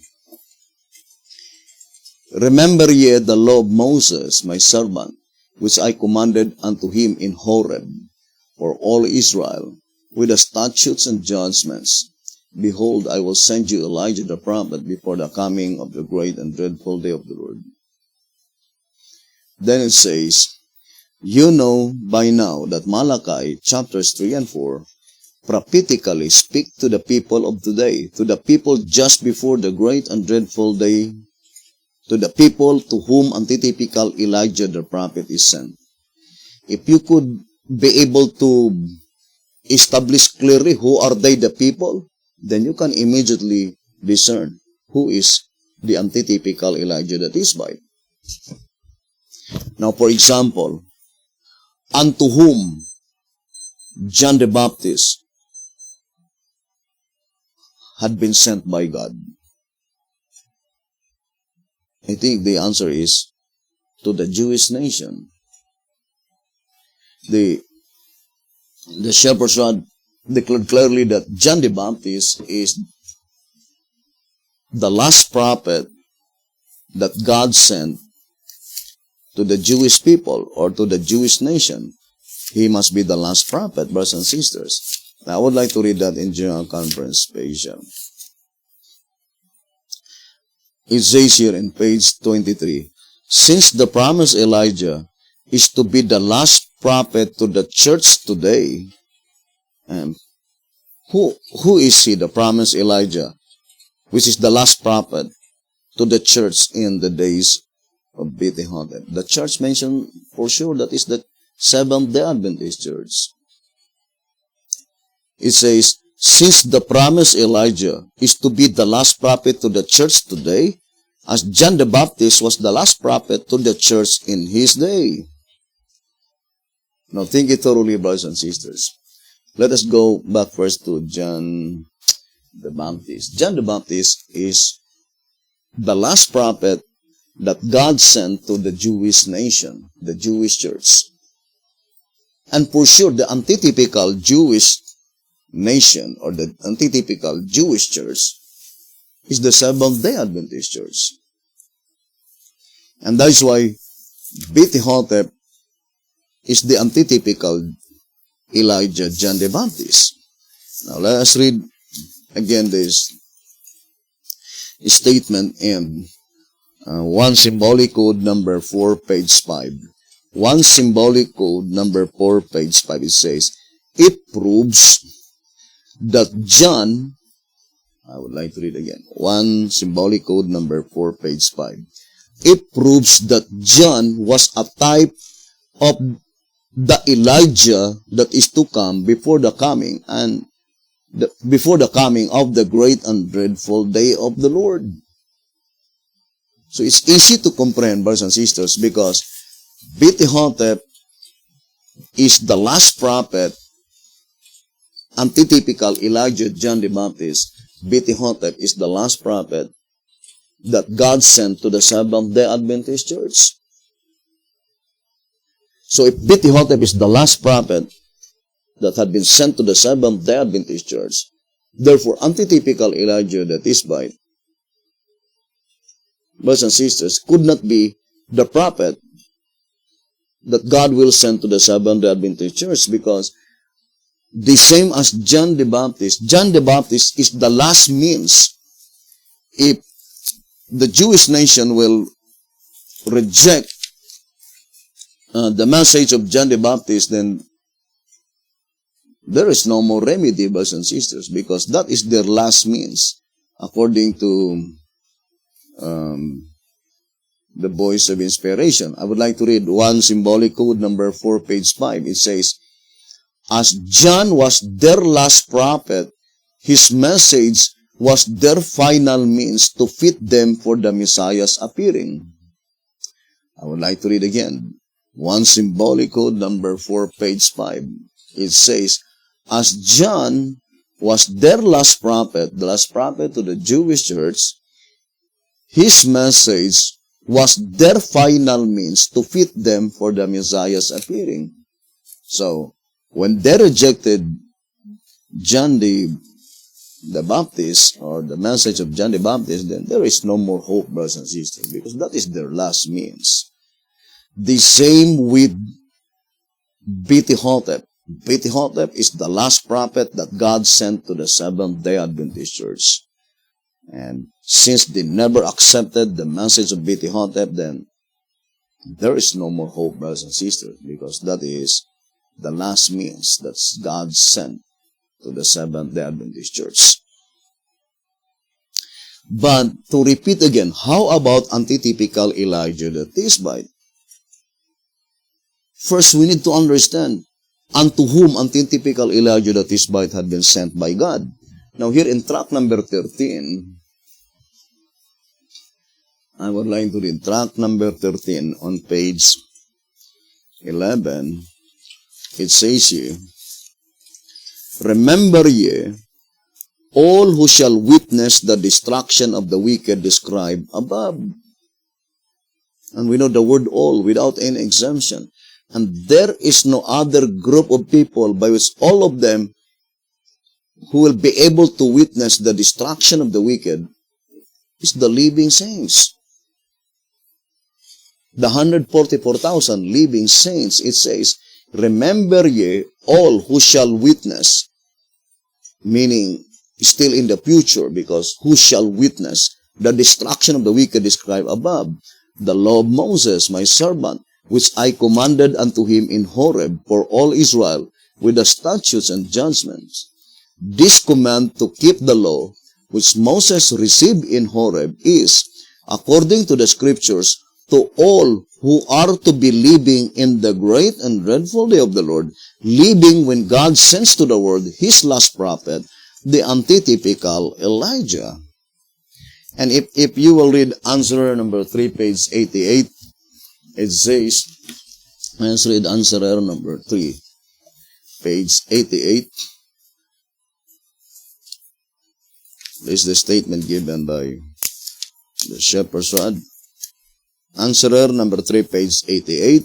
And looking forward to the time of the great and dreadful day of the Lord, the time just ahead of us. You see, the time just ahead of us. But the fact is, Bethihotep died. not even experiencing the period of the great and dreadful day of the Lord, which is the judgment of the living. Now, the statement is very plain in tract number 13, page 11, that antitypical Elijah that is mine, God sent that prophet to the saints that will no longer to taste death, to the people who will be living in the great and dreadful day of the Lord. And that is the 144,000 living saints. And it is illogical that God sent Betihotep to the 144,000 living saints in 1930 and 1955, by which in that period of time, the 144,000 living saints did not yet even born. How illogical it might be, brothers and sisters. So, antitypical Elijah that is by, it says, and looking forward to the time of the great and dreadful day of the Lord, the time just ahead of us, the Lord admonishes the people who will be living at that time, to the people who will be living at that time. That is the 144,000. Remember ye the law of Moses, my servant, which I commanded unto him in Horeb for all Israel, with the statutes and judgments. Now here, brothers and sisters, I would like to read again the statement in 2TJ 37, pages 14 and page 15. You know by now that Malachi, chapters 3 and 4, prophetically speak to the people of today, to the people just before the great and dreadful day, to the people to whom antitypical Elijah the prophet is sent.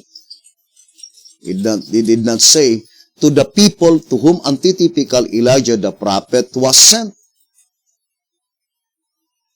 Because if the grammar use is past tense, then maybe we could say that, yes, Betihotep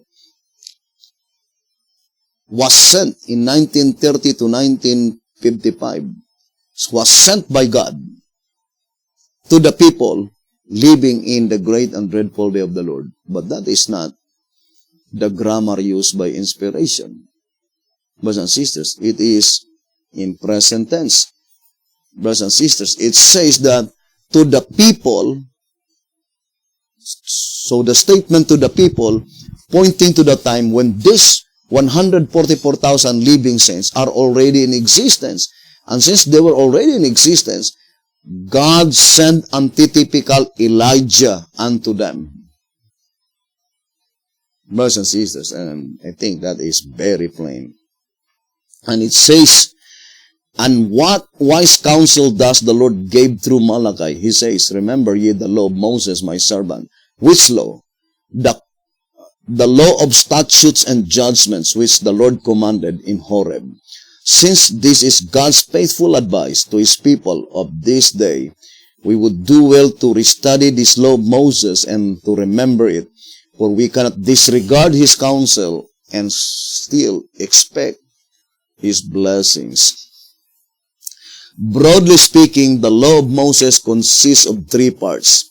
The first is the ceremonial law, the law of the temple, the sacrificial law. This law, of course, we today must not observe except in antitype, for it foreshadowed things to come. Now, I would like to read again. It says, this law, of course, what law? The ceremonial law. Now, brothers and sisters, the ceremonial law does not refer alone to the sacrificial law. The shepherd's rod made it so plain that the ceremonial law is divided into two, the law of the temple and also the sacrificial law. Brothers and sisters, the sacrificial law is only, or the burnt offerings is only a part of the ceremonial law. Now think it thoroughly. Then we will go back to this reading in 2TJ 37, page 15. Think it thoroughly, the statement given by the shepherd's rod in 2SR. Let us read. 268.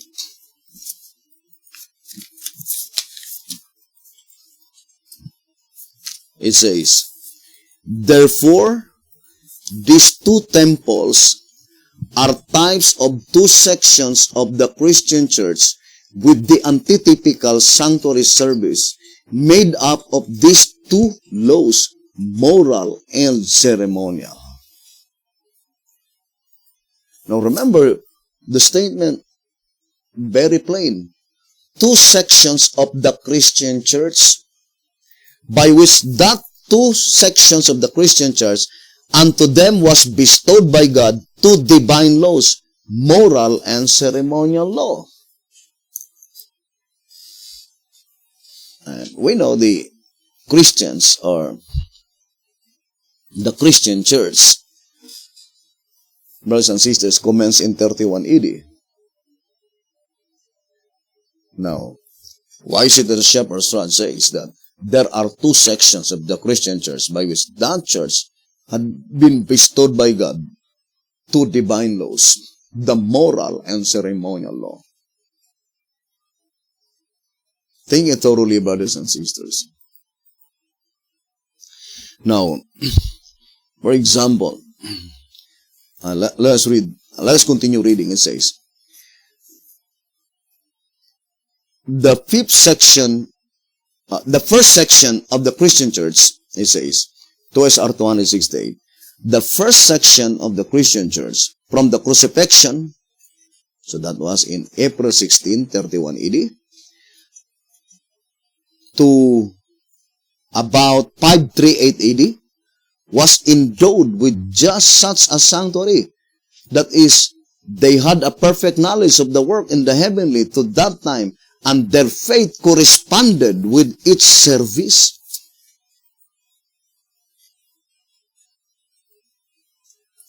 Brethren, more particularly to our beloved brothers and sisters in the United States of America,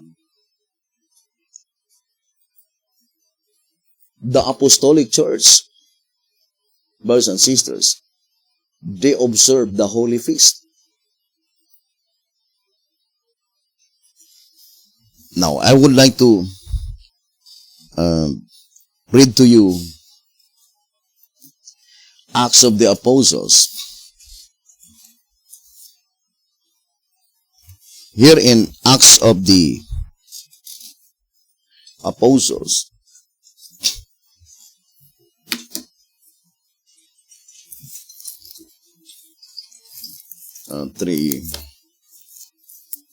let's read Acts of the Apostles.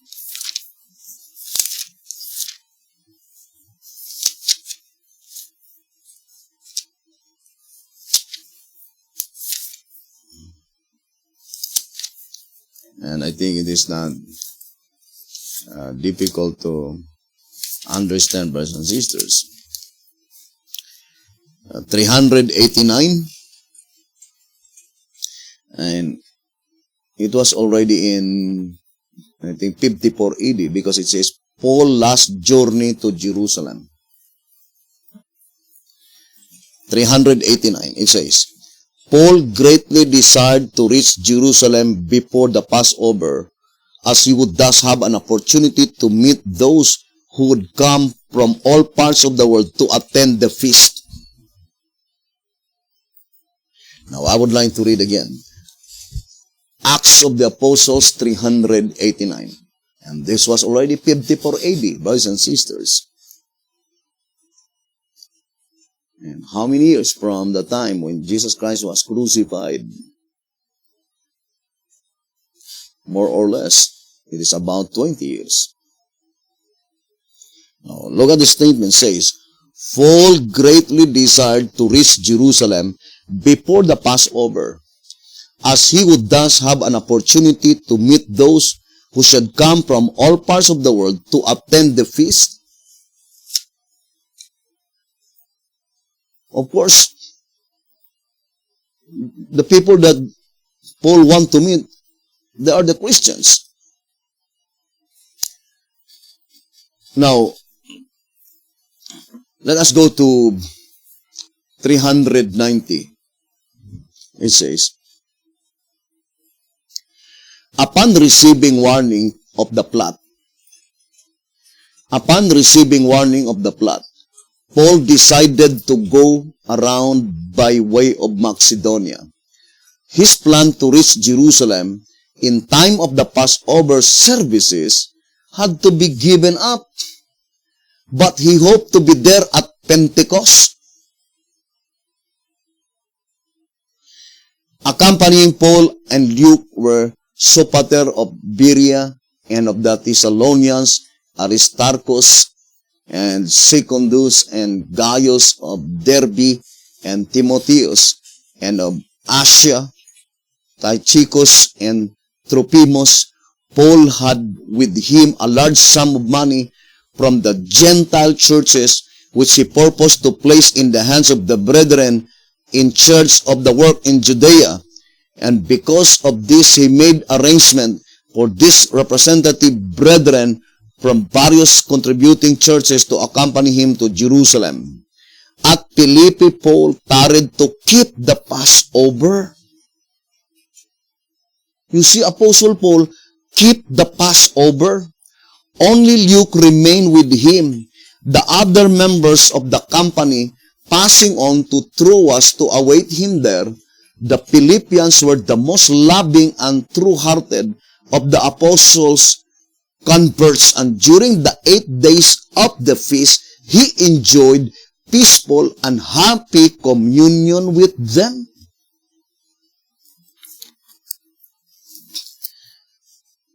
Brothers and sisters, if the Holy Feast had been nailed to the cross,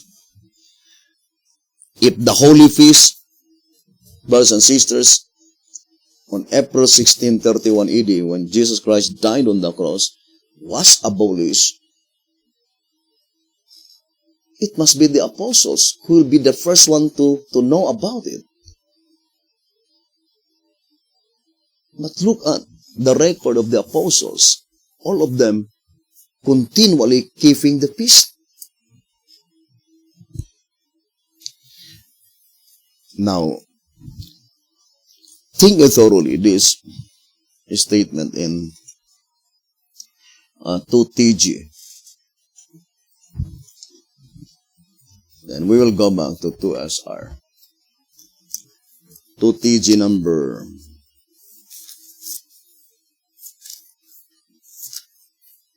6 and also track number 4. 2TG number 6, pages 20 and then page 21. And it is concerning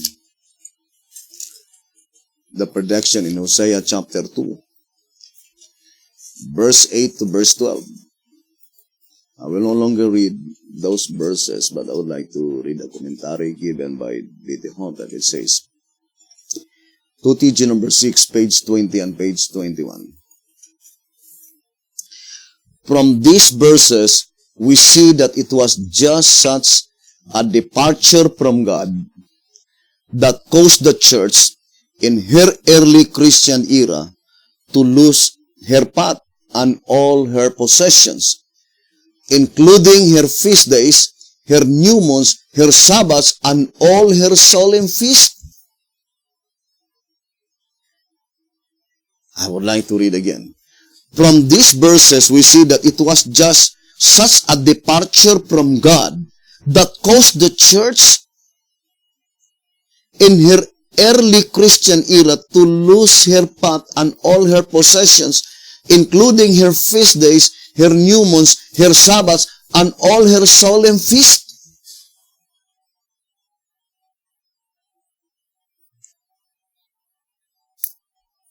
What is the causes? Why is it that the solemn feast, the Sabbaths had been lost in the possession of the Christian church?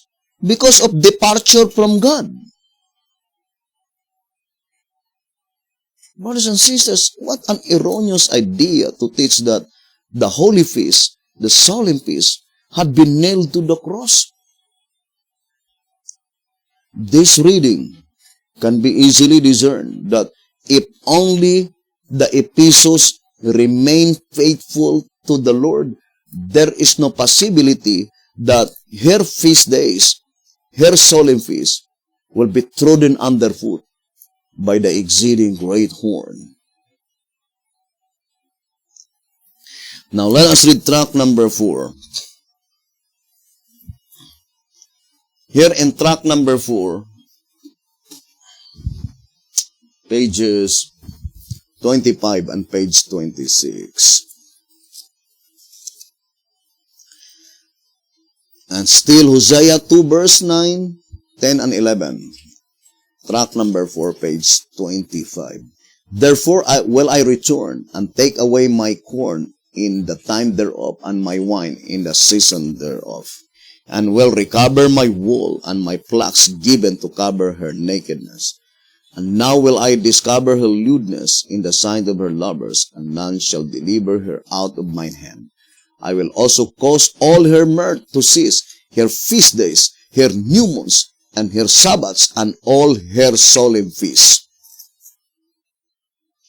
And it says, tract number 4, page 25, just as God chastened her in olden time, by permitting Nebuchadnezzar, king of Babylon, to abolish the ceremonial system. Who abolished the ceremonial system? Babylon. Brothers and sisters, to repeat again, brothers and sisters, the only one that had been abolished by Jesus Christ when he died on the cross is the burnt offerings. Burnt offerings is only a little part of the ceremonial law. That is the only part that had been abolished. Brothers and sisters, and think it thoroughly, this reading. It says here, I would like to read. Just as God chastened her in olden time by permitting Nebuchadnezzar, king of Babylon, to abolish the ceremonial system by destroying ancient Jerusalem and its temple, just so did he chasten her in the Christian era by permitting Rome to gain control over her and to supplant her through religious systems by a counterfeit, a pagan priesthood, and a pagan Sabbath. Then was his word fulfilled. I will also cause all her mirth to cease, her feast days, her new moons, and her Sabbaths, and all her solemn feasts. Why? Because according to TG number 6, page 20, because of their departure from God. Because of their unfaithfulness. And then it says, since these ordinances, her feast days, her Sabbaths, etc., were part of a compacted prophecy of the gospel, a presentation in which were bound up the promises of redemption, the Acts of the Apostle, page 14, and since Hosea's symbolization has brought us into the Christian era, the ceasing of the ordinances therefore typifies Rome supplanting the truth. Daniel also was shown that this was to be accomplished through Rome, the exceeding great horn which cast down to the ground the truth and the place of his sanctuary, the sanctuary of Jesus Christ. Tract number 4, page 25 and page 26. That is very plain, brothers and sisters. The voice of inspiration is plainly telling us that the ceremonial law, which is pertaining to the holy feast, it was trodden underfoot by the exceeding great horn during the dark ages of religion, brothers and sisters. But the fact is, it was already predicted beforehand that the exceeding great horn will trod underfoot the daily and the sanctuary in the Protestant period. We already read that several times. We have a subject entitled The Exceeding Great Horn. We have also a subject entitled The Daily in the Sanctuary. That subject will deal in details in that subject. For example, I would like to read to you, Consecrated Way to Christian Perfection. Here in Consecrated Way to Christian Perfection, it says here, brethren, let's read the statement given by the voice of inspiration, and plainly telling us, brothers and sisters, that no, the burnt offerings is only a part of that ceremonial law. And let me see, find that statement. Consecrated Way to Christian Perfection. It is concerning the daily and the sanctuary. On page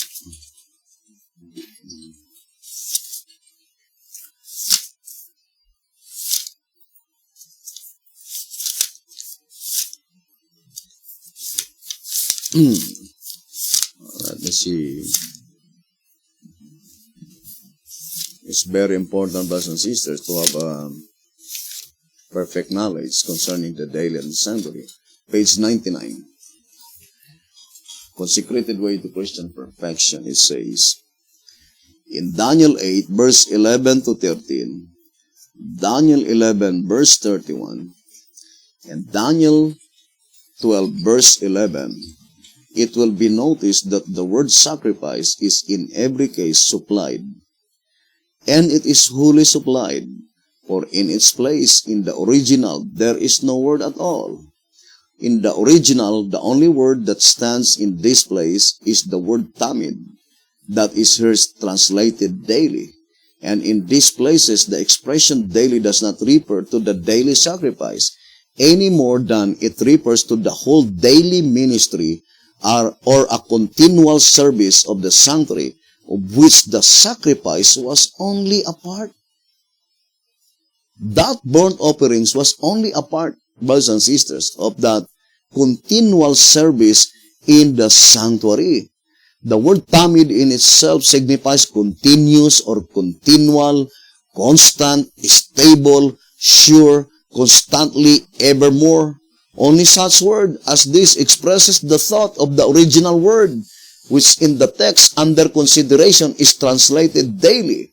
In Numbers 28 and 29 alone, the word is used 17 times referring to the continual service in the sanctuary.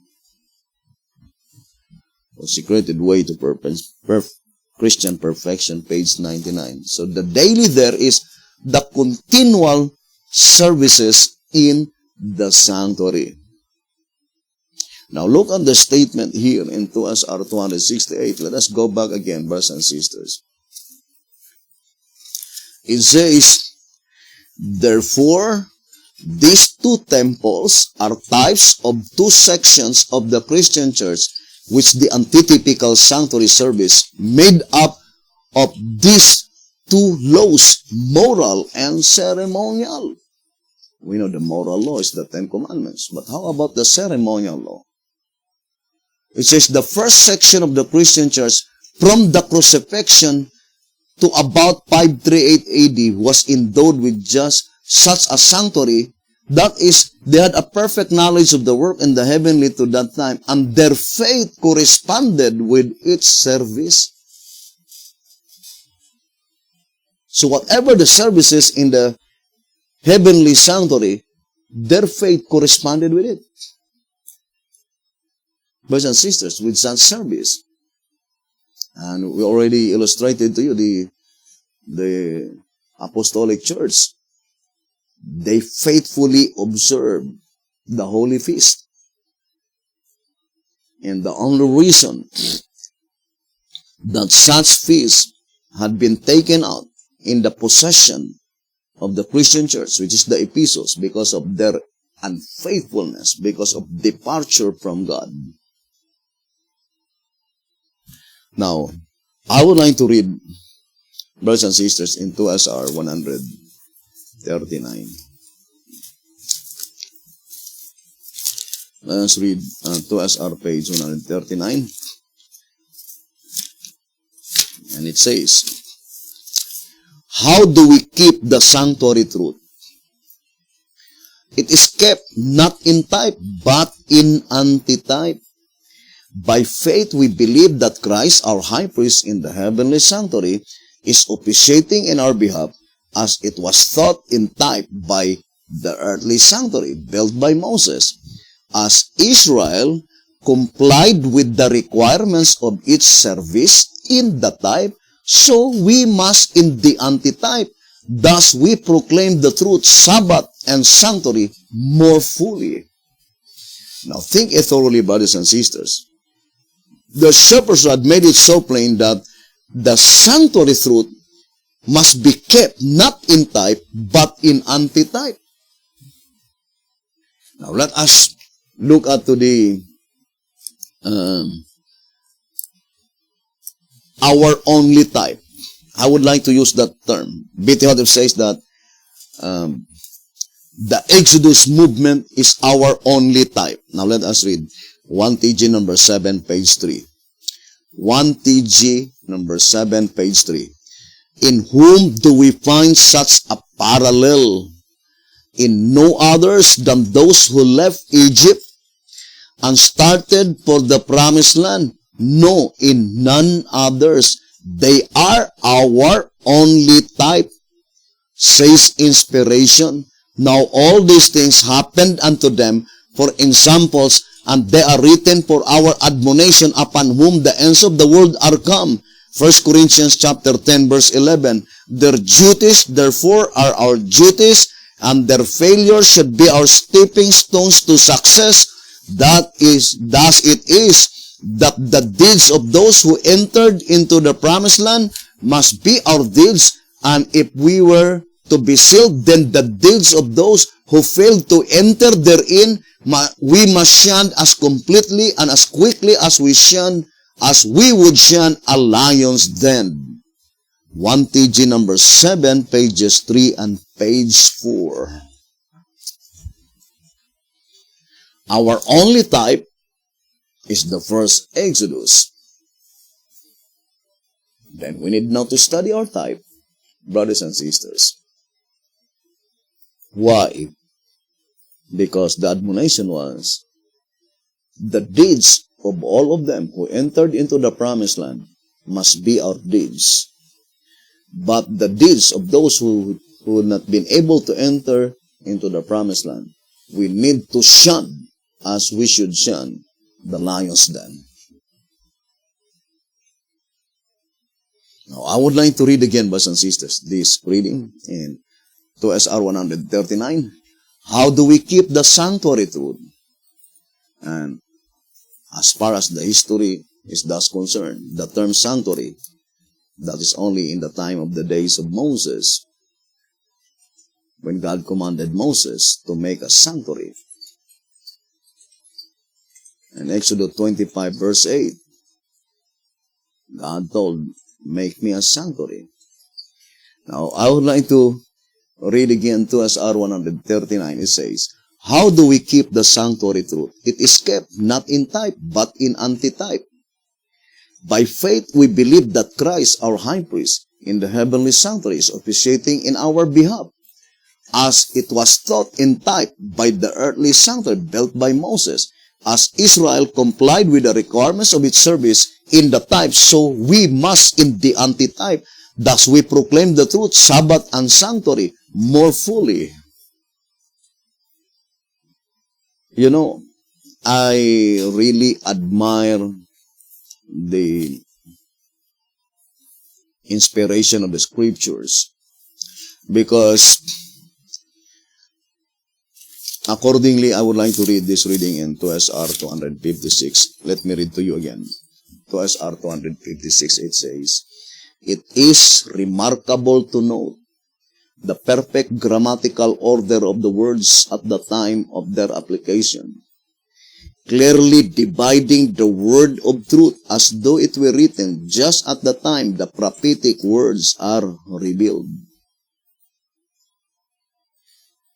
And this statement is even reality if you will only study carefully, read carefully 2SR 139.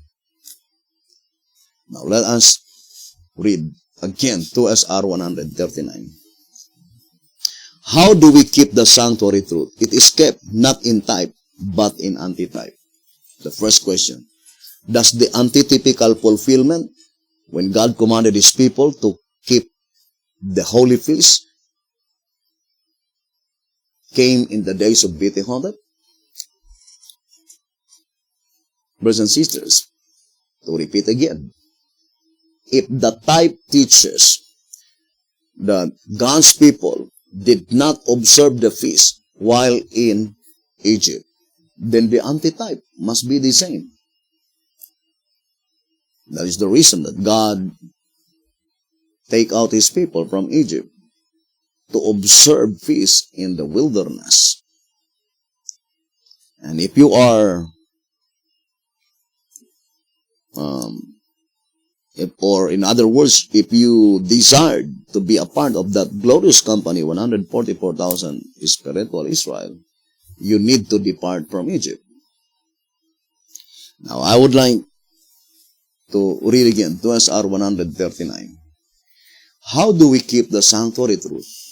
It is kept not in type, but in antitype. By faith, we believe that Christ, our high priest, in the heavenly sanctuary, is officiating in our behalf. This statement in reality is not true in the days of Bethlehem, because if you will study closely from 1930 to 1955, brothers and sisters, the proceedings in the heavenly sanctuary are those who are already dead. Brothers and sisters, and that is pertaining to the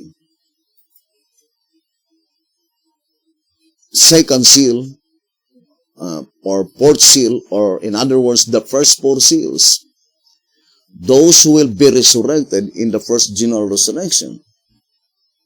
The cases of Bethlehem had been considered not during in his lifetime, but after he died. Or in other words, this reading must be applied to the living. I would like to read again. It says, by faith we believe that Christ, our high priest in the heavenly sanctuary, is officiating in our behalf. So that is pointing to the living saints. And that is why I read 2SR 256 that it is remarkable to note the grammatical expression of the holy words of God, that it seems it was just written, brothers and sisters, in our days, that Jesus Christ now is officiating in our behalf concerning to the saints that will no longer to taste death. And we will prove to you, brothers and sisters, that the judgment for the living begins today. Although we will have a separate subject concerning the commencement of the judgment for the living. Remember, brothers and sisters, the shepherd's rod made it so plain in General Conference Special, page 39. It says here, in fact, the three angels' messages are applicable to the judgment for the dead only indirectly, for the judgment for the living is the all-important event. That is, the angel is not sent particularly, or in other words, the messenger is not sent particularly to explain what the judgment does to the dead, but what it is to do to the living. General Conference Special, page 39. And also in Jezreel letter, it says, brothers and sisters, it is very plain by saying that for the judgment for the living is to do the livings themselves, the message bearers, That is very plain in Jezreel letter number 2 on page 2. It says, now since the message of the judgment for the living is of far greater importance than the message of the judgment for the dead, it is but expected that the Bible will have more to say about the latter than the former. This is so because the judgment for the living has to do with the living themselves, with the message bearers, rather than with the dead. In importance, therefore, there is no comparison between the two. How will we get the message of the judgment for the living? The answer is clear to all. We will get it in the same way we got the one in 1844. It came through the channel of inspiration. Now let's go back again to the historical event, brothers and sisters. The shepherd's rod made it so plain here in Answerel number 3. Answerer number 3, page. Let us read. Answerer number 3, page 9 and page 10. It says, thus the all-knowing one, let's read again, it says, thus the all-knowing one, he who created the heavenly bodies and knows the very moment he set them in motion to govern the day, the month, and the year, decreed that the holy feast be observed in the very month and on the very day on which they were first obtained. And then it says, in the last part, to prevent his people from bringing upon themselves such a catastrophe and to have them intelligent as to the time the year begins, the Lord gave to Moses the sacred yearly calendar, which cannot be lost or miscalculated so long as the earth remains. He told him that the day which preceded the Exodus was the 14th day of the first month, and that forever thereafter they were to commemorate the Passover on that very night each year, the night following the 14th day. Thus was the Lord re-establishing the creation calendar, reaffirming that the year begins on the day of the vernal equinox, in which spring, the first season of the year, commences, and which the sun and the moon were created the fourth day from the beginning of creation. The only point in time at which, in the very nature of things, the year could begin. Answerer number 3, page 10 and page 11. Now think it thoroughly, brethren. Remember, brothers and sisters, the statement used by inspiration, creation calendar. The other term used by the shepherd's rod is antediluvian calendar. Let me read to you. Here in 2SR, page 247. It says, 2SR, page 247. The second month and the 17th day of the month was the date of the solar year according to the antediluvian calendar. 247. For sure, that antediluvian calendar, that is the creation calendar. Look at to the historical event. Ancient Israel was in Egyptian bondage for 215 years. And because of that, they lost sight of the creation calendar, and the only calendar that was familiar to them is the Egyptian calendar. And since it is God who commanded Moses to take out his people in Egyptian bondage in order to observe feasts in the wilderness, then in order for them to observe the holy feast on the very day and on the very month by which God first ordained, it is in absolute necessity for God to reestablish the creation calendar. Now, we can easily see the duplicate of that event to the spiritual Israel or the modern Israel. Brothers and sisters, God's people lost sight of the creation calendar. And the only calendar that is familiar today is the Gregorian calendar. As a matter of fact, according to the modern times and the living past, that calendar, brothers and sisters, of the Roman calendar, it was copied only from the Egyptian calendar, according to the modern times and the living past. Now, let me read to you Modern Times and the Living Past. This book is written by Henry W. Elson, and a lecturer on history in New York University, and also formerly professor of history in Ohio University and also in Athens. And this book had been distributed in New York, in Boston, Cincinnati, Atlanta, Chicago, and with many states in the United States of America. And it is published by the American Book Company. Now, let me read to you the historical event and ponder deeply, brothers and sisters, because here it is very plain that I would like to read.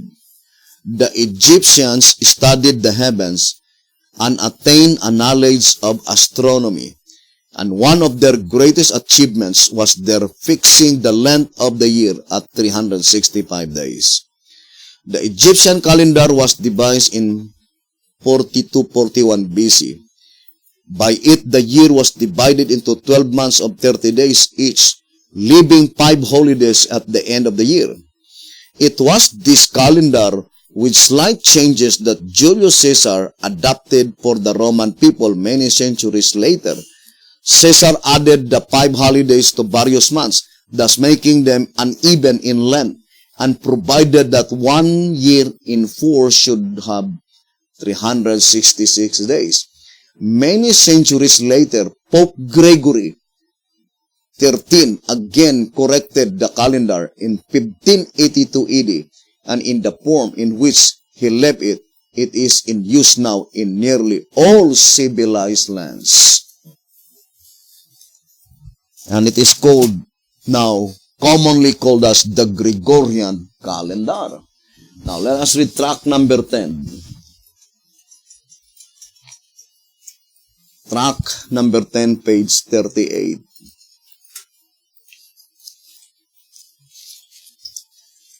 Tract number 10 on page 38. It says,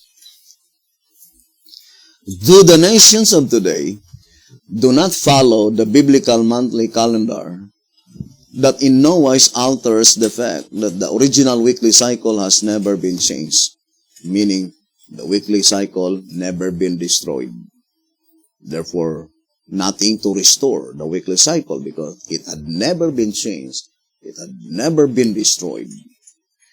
And as it is entirely independent of both the solar and the lunar calendars, had God not preserved it intact throughout all the ages, the saints now, in the times of restitution of all things, would have great difficulty to restore it and to vindicate its integrity. This reading can be easily discerned that predicted event saying the times of restitution of all things, the restoration is gradual, but you cannot use the word all things if there are still portions by which it was still unrestored. Now, in this reading, we can immediately discern that the final restoration must be pertaining to the creation calendar. That is the reason why God preserved intact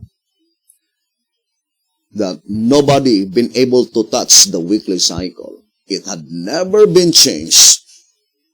Remain intact throughout the ages. Why is it that God preserved the weekly cycle? According to this reading, for the purpose that in the time of restitution of the creation calendar, the saints would find no difficulty to restore the creation calendar, to vindicate its integrity, brothers and sisters, according to the voice of inspiration. And Shabbarsrad made it so plain that the fulfillment of that event must be when God sent the last and the final prophet, that is antitypical Elijah the Tishbite. And that is the reason, brothers and sisters, why is it that first, God did not command Bethhotep to observe the feast in his days because he is not living in the antitypical period by which the feast had been commanded by God to observe. But rather, Sister White and Bethhotep were living a period of time by which they were living physically within the dominion of the Egyptian. Because the commencement of that period commenced in 1845, according to 1 SR, page 76. And Bethhotep himself plainly declared that that event going out of Egypt was still future in his days. 2 SR 275. So the type plainly telling us that during that period of time when God's people were still in Egypt, were still in the land of Egypt physically, brothers and sisters, the only commandments that they observe is the Sabbath or the moral law. But concerning the ceremonial law, the holy feast, they had not been able to observe. And to repeat again, the duplicate of that event is found in the days of Sister White and Bethhotep. But there must be an appointed time by which the duplicate, when God commanded his people to depart Egypt in order to make a feast in the wilderness. And Bethhotep made it so plain in 2TG that it seems in that reading plainly indicating that that is the work why antitypical Elijah the Tishbite was sent by God or sent by God to restore the creation calendar so that the admonition by God to remember the law of Moses, which the law mentioned first to the ceremonial law, by which Bethhotep says, I would like to read again, 2TG 37, page 14 and 15. Broadly speaking, the law of Moses consists of three parts. The first is the ceremonial law, the law of the temple, the sacrificial law. This law, of course, we today must not observe. You see, today, in the days of Bethhotep, they were commanded by God not to observe, except in antitype, for its foreshadowed things to come, particularly Christ's first advent.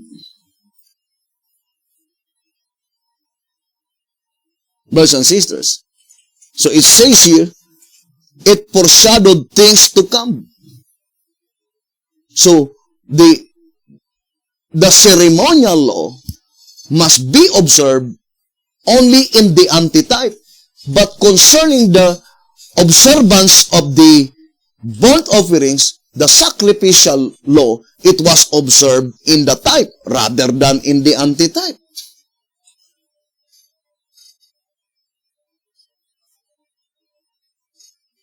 But it is concerning, brothers and sisters, the holy feast.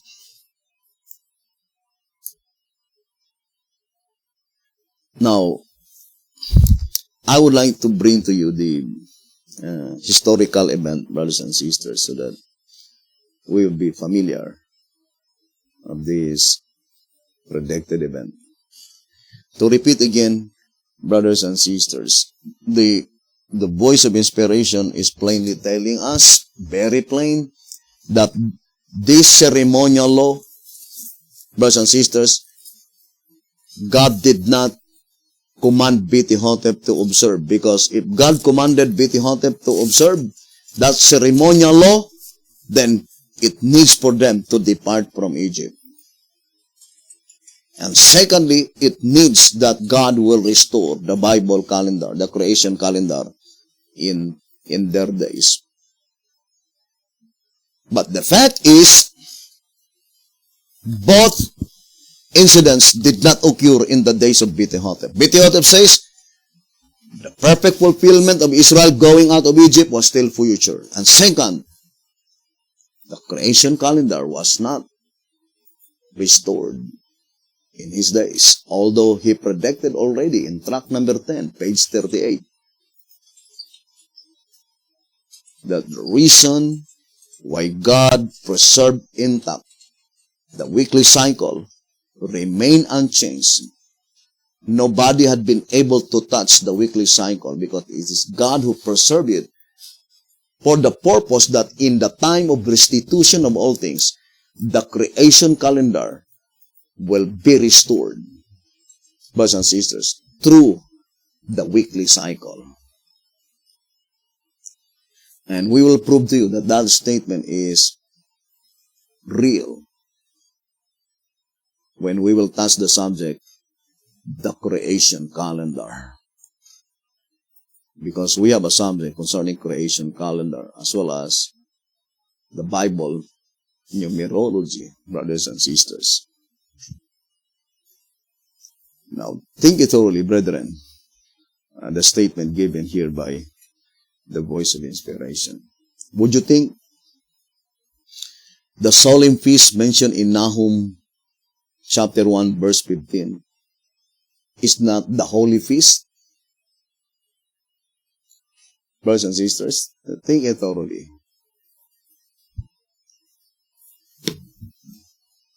I would like to read to you here in Psalms 81, verse 3.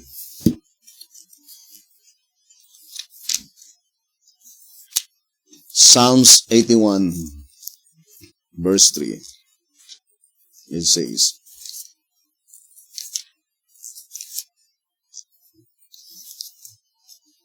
blow up the trumpet in the new moon, in the time appointed on our solemn feast day. What is the solemn feast day mentioned here? Now, I would like to read again. Psalms 81 verse 3. Blow up the trumpet in the new moon, in the time appointed on our solemn feast day.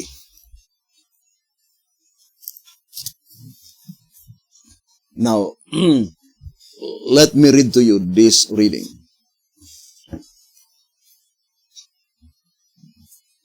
Let us read a statement given by the voice of inspiration.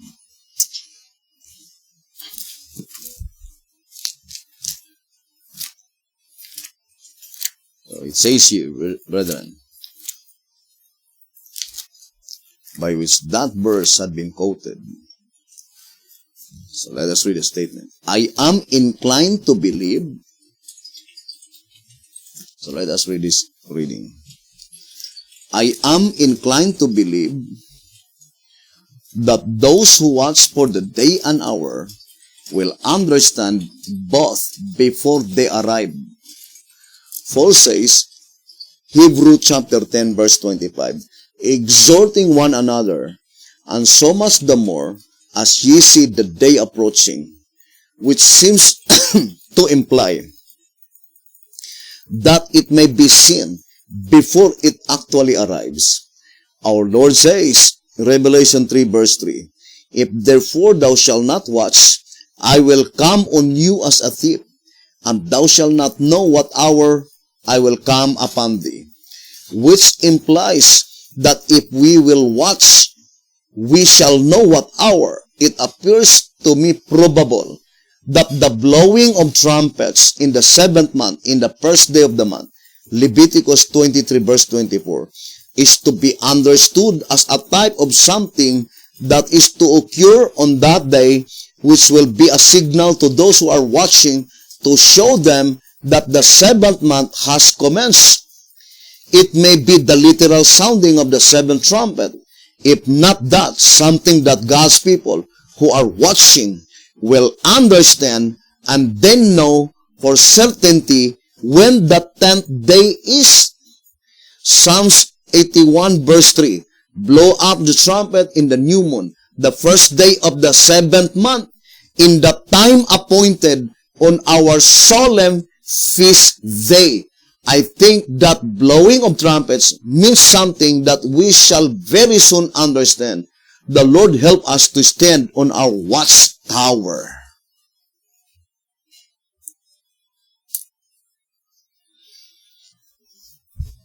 That statement, you yourself can easily discern that Psalms 81 verse 3 is pointing to the Day of Atonement.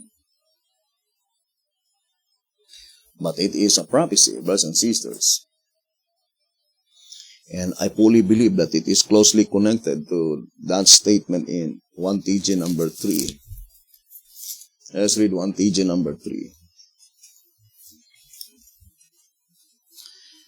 On page 15, it says, here we are told that at the time the war is fought, someone is to be publishing inspired revelations of newly revealed truth.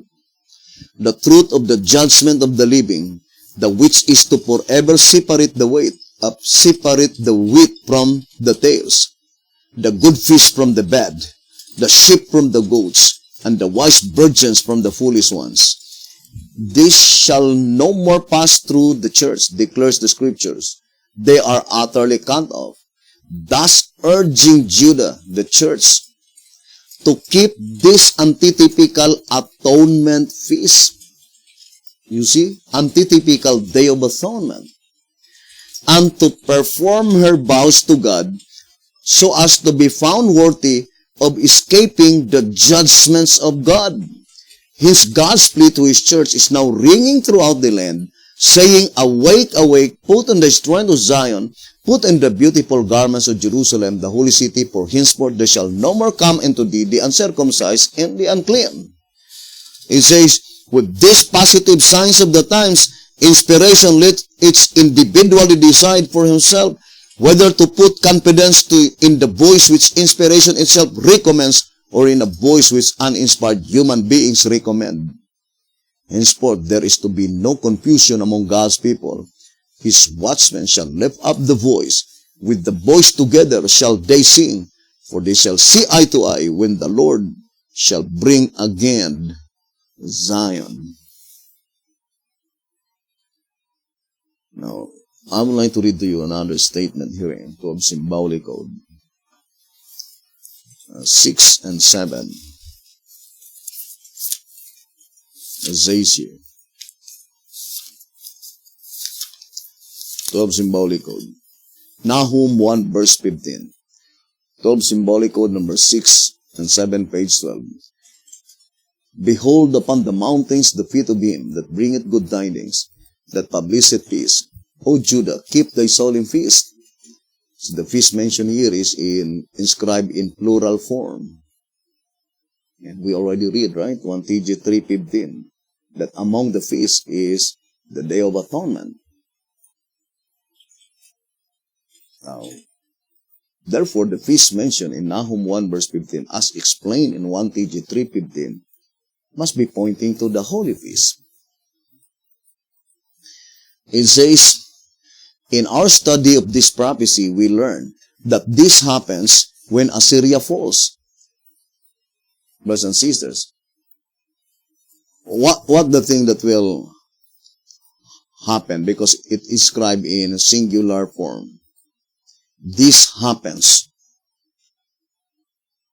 brothers and sisters, the declaration, for the wicked shall no more pass through thee. He is utterly cut off.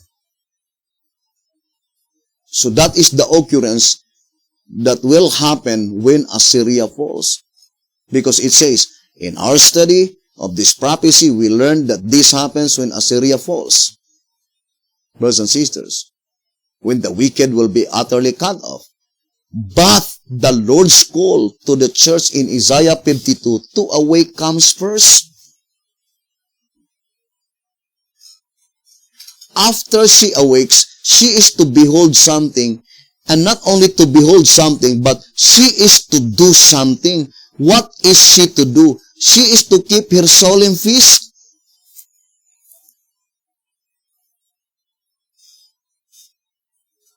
That is the divine command, brothers and sisters, to keep the solemn feast according to the voice of inspiration.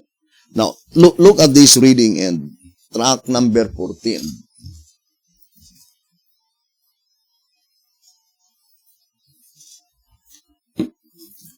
Here in track number 14,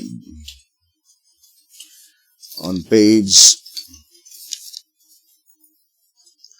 22, it says, therefore, only as they awake and give heed to the voice of the true witness, and turn their steps toward the gates of the kingdom, may they ever hope to participate in the divine eventuality. To participate what? O Judah, keep thy solemn feast. Perform thy vows, for the wicked shall no more pass through thee. He is utterly cut off.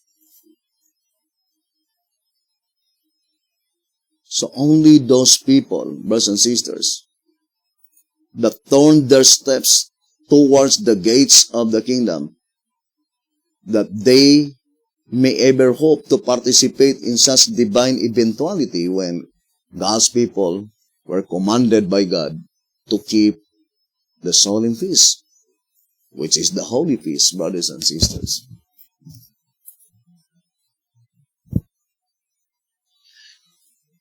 Now, let us view first the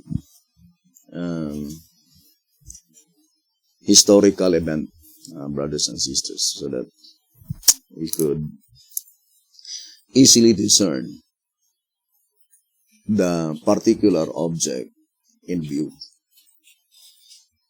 Here in Patriarchs and Prophets, let me read to you.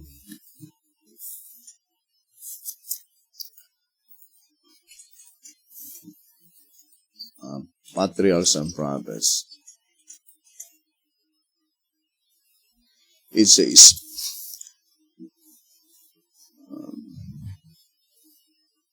in the wilderness. So let us read the reading. For nearly 40 years, the children of Israel are lost to view in the obscurity of the desert. The space, says Moses, in which we came from Kadesh Barnea until we were come over the brook Jerd, was 38 years, until all the generations of the men of war were wasted out from among the hosts, as the Lord sware unto them. For indeed the hand of the Lord was against them, to destroy them from among the hosts, until they were consumed. Deuteronomy chapter 2, verse 14 and 15. During these years, the people were constantly reminded that they were under the divine rebuke. In the rebellion at Kadesh, they had rejected God, and God had for the time rejected them. Since they had proved unfaithful to His covenant, they were not to receive the sign of the covenant, the rite of circumcision.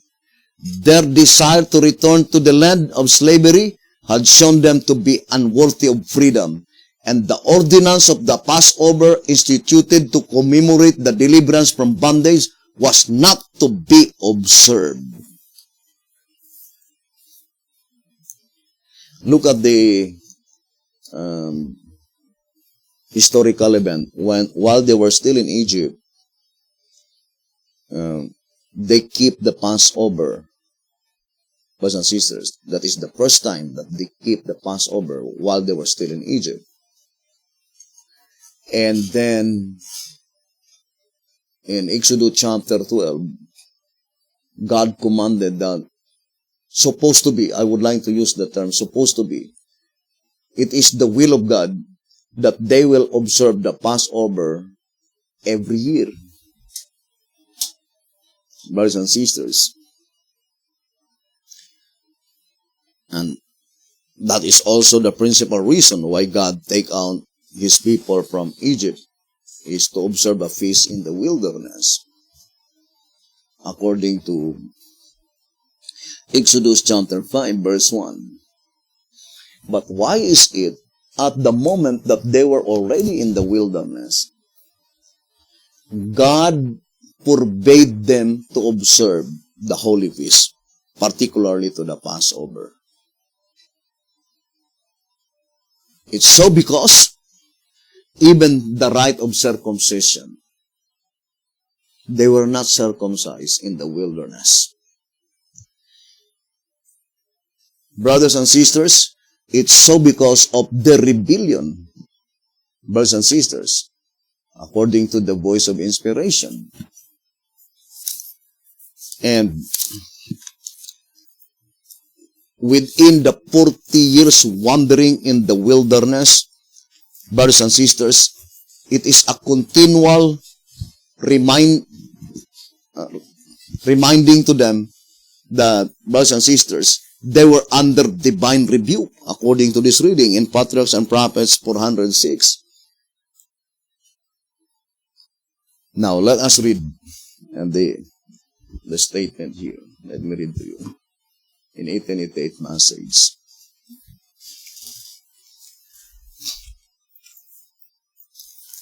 It says,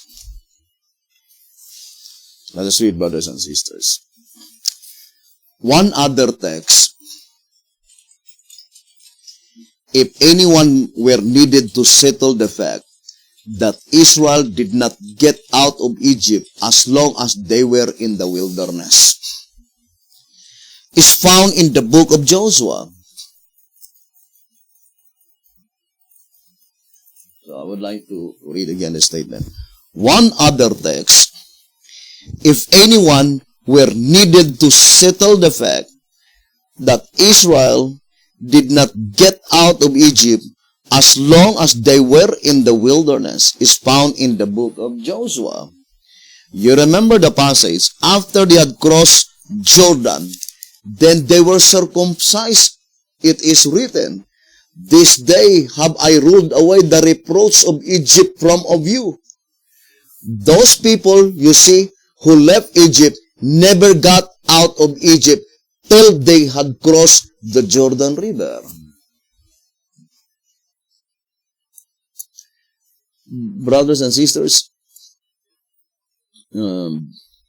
this historical event did not find such duplicate in the days of Beauty Hunter.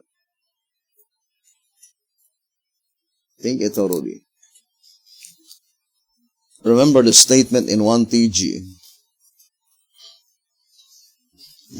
number 7, page 12. It says, what made one group, meaning there is only one group, eligible to cross the Jordan?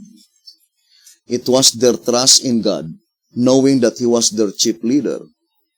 They recognized Moses and Joshua as the one through whom God was communicating with them. So there are two inspired servants that they recognize. Brothers and sisters, whom you think in the perfect fulfillment of the prophecy? If not, Beti-Hotep is antitypical Moses, because he is the one that had been given by God to him the shepherd's rod message. Listen with Moses of old. But how about Joshua? In the duplicate, in the perfect fulfillment of the promise here, are we saying that Beti-Hotep is the Moses and Beti-Hotep is still the Joshua? They recognized Moses and Joshua as the ones through whom God was communicating with them. Now, let me ask you a question. It points out to the people who crossed the Jordan River. When they crossed the Jordan River, Moses was still alive. So the type shows, brothers and sisters, that they recognize Moses, brothers and sisters, that Moses was already dead. And Joshua, brothers and sisters, is their leader. But they know that God is their chief leader.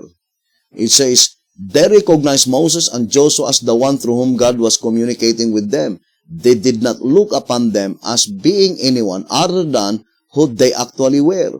They were satisfied with their lot. They took orders as orders were given, so it was that they were the only ones who entered into the land, or into the land of promise.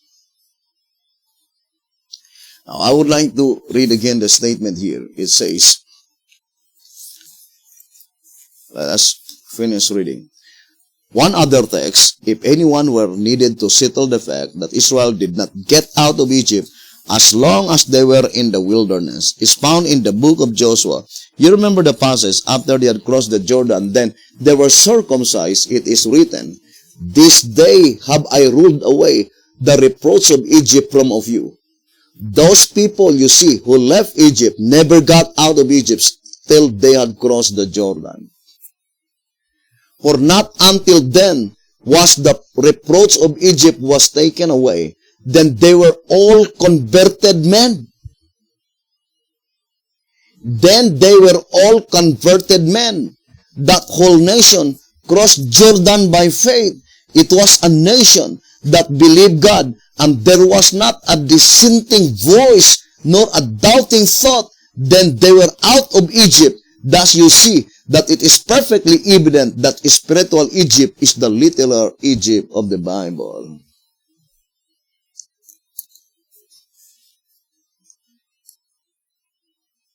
So, the historical event is plainly telling that, brothers and sisters,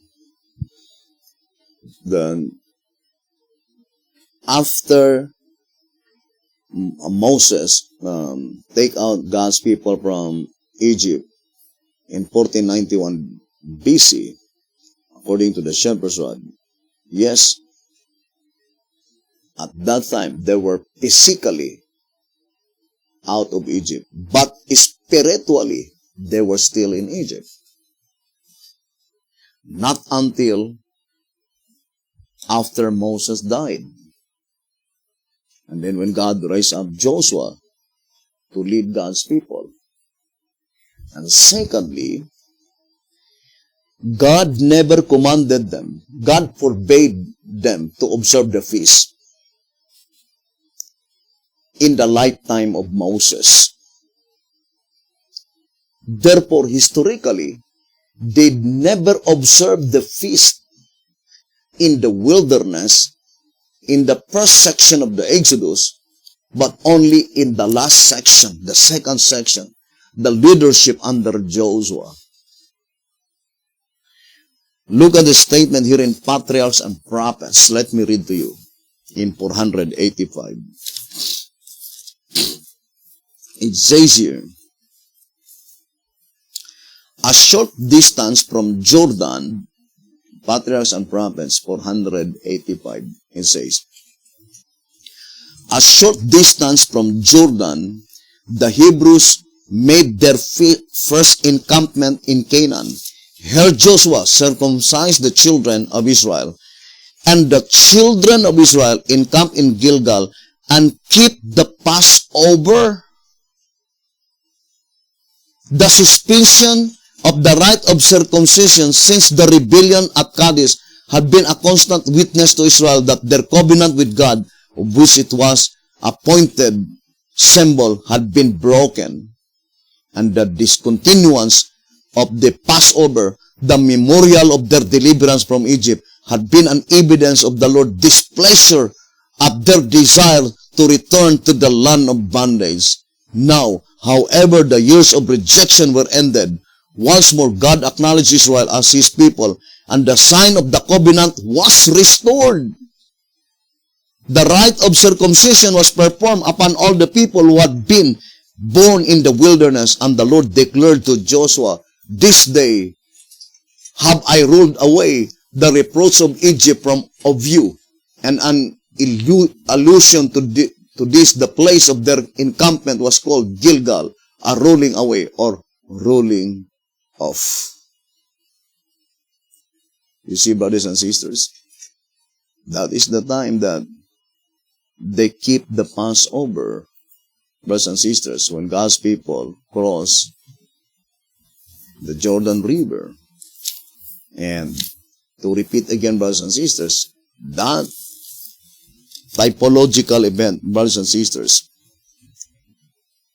never found a duplicate in the lifetime of B.T. Hotep. Here in Patriarchs and Prophets 613, Gilgal had been the place of Israel's first encampment in the Promised Land. It was here that Joshua, by divine direction, set up the pillar of 12 stones to commemorate the miraculous passage of the Jordan. Here circumcision had been renewed. Here they had kept the first Passover after the sin at Kadesh and the desert sojourn. I would like to read. It says, here they had kept the first Passover after the sin at Kadesh and the desert sojourned. You see, brothers and sisters, that is very plain. That is the very first Passover, because God forbade them to keep the Passover in the days of Moses because of their rebellion at Kadesh. And not until God had taken the reproach of Egypt after the 40 years had ended. And that is the time that God commanded His people to keep the Passover, according to this historical event, brothers and sisters, in Patriarchs and Prophets. Now, to repeat again, that typological event did not found the duplicate in the lifetime of B.T. Hotep. But it must be duplicated because that event is typological. As stated in 1 TJ number 7, page 12. What made one group eligible to cross the Jordan? There is only one group that is eligible to cross the Jordan, and it could not be in the days of B.T. Hotep that they crossed the Jordan, brothers and sisters. Because in reality, even that event by which they crossed the Red Sea, brothers and sisters,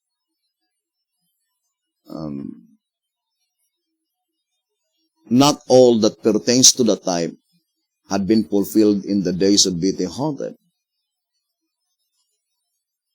Because before God's people crossed the Red Sea, all the firstborn sons, brothers and sisters, that did not obey the divine requirements perished in that midnight, brothers and sisters, according to Exodus chapter 12. So, brothers and sisters, if you will continue listening and viewing this program, we guarantee to you that we will teach nothing, brothers and sisters, that cannot be found in the word it is written. And this subject, brothers and sisters, is very important so that all of us could be able to prepare for that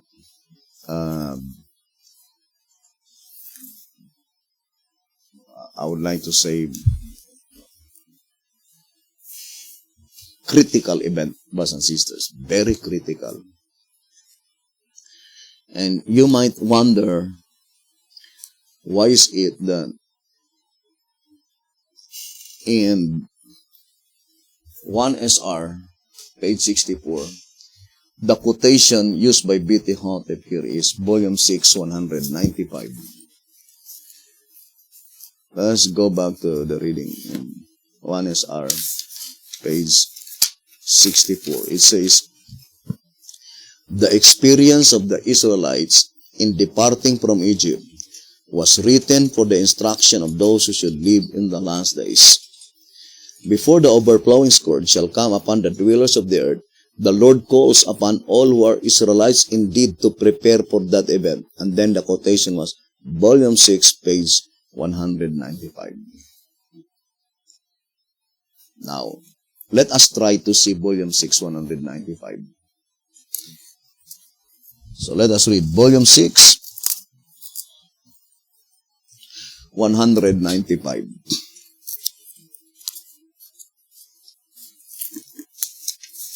It says here,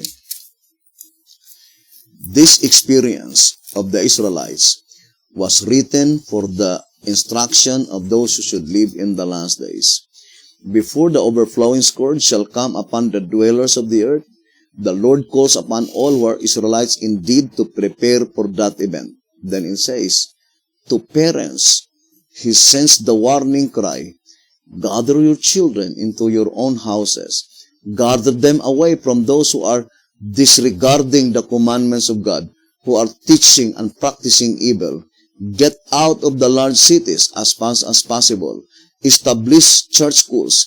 Give your children the Word of God as the foundation of all their education.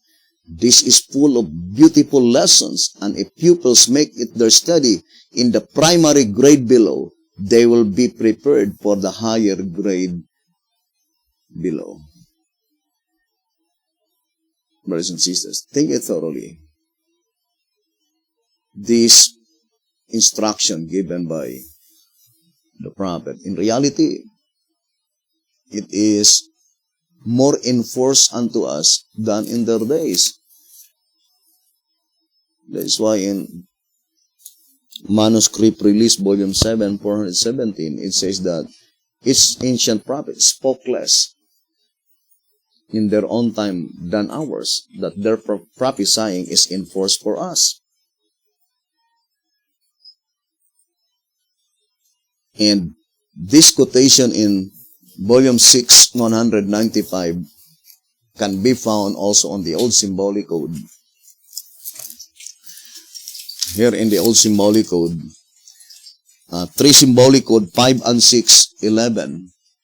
3 Symbolic Code 5 and 6, page 11. Now I would like to begin on page 10.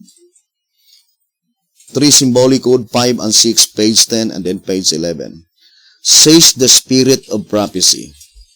Students need to be placed under the most favorable circumstances to counteract very much of the education they have received. Life Sketches 352.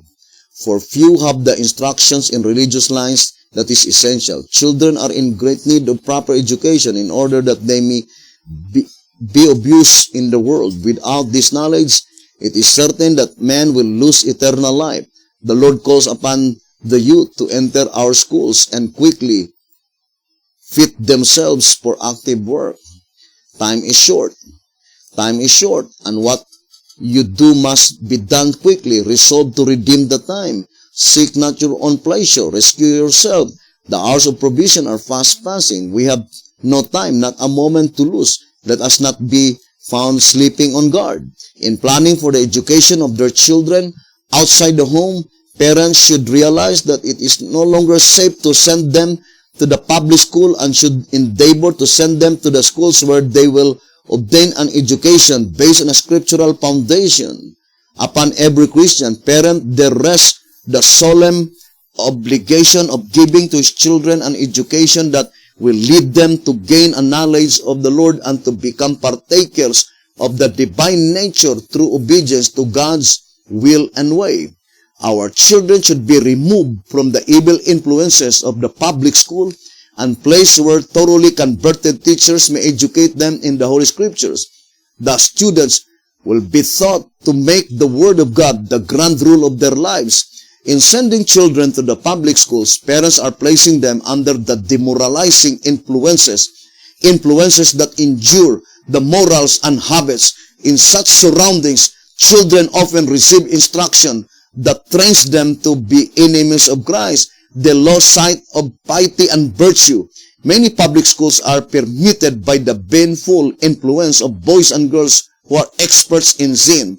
And the children who are allowed to play on the street are also obtaining a training that thoughtless parents will sometimes learn leads to recklessness and lawlessness.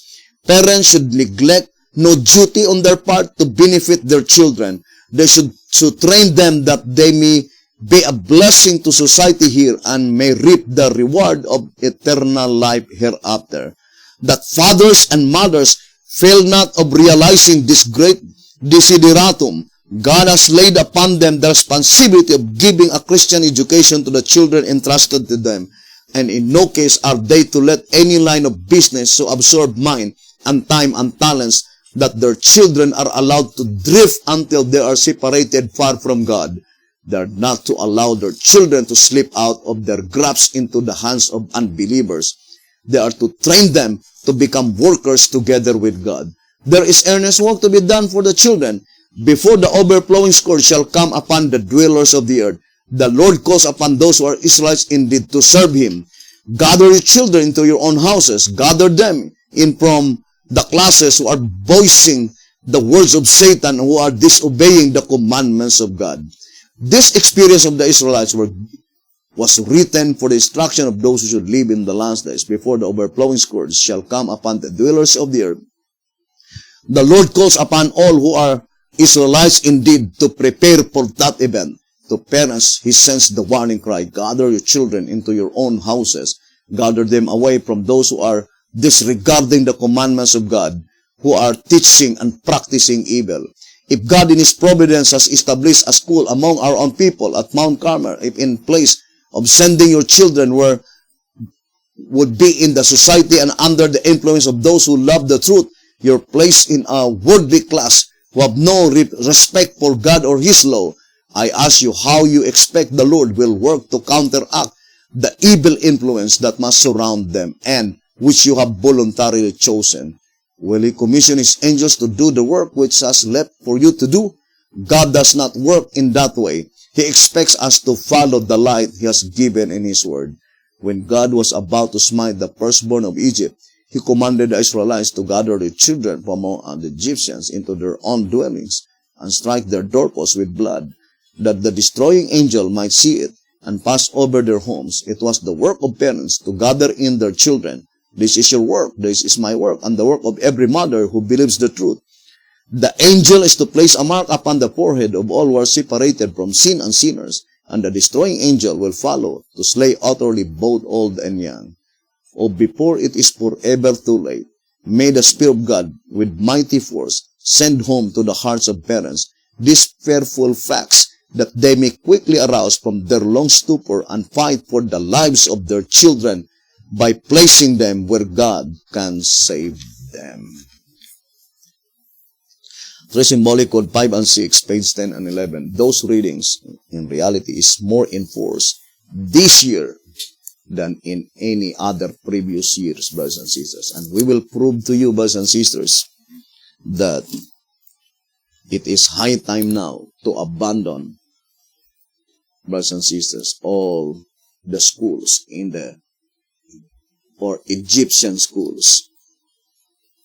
We need now to educate our young people, our little children, establish church schools.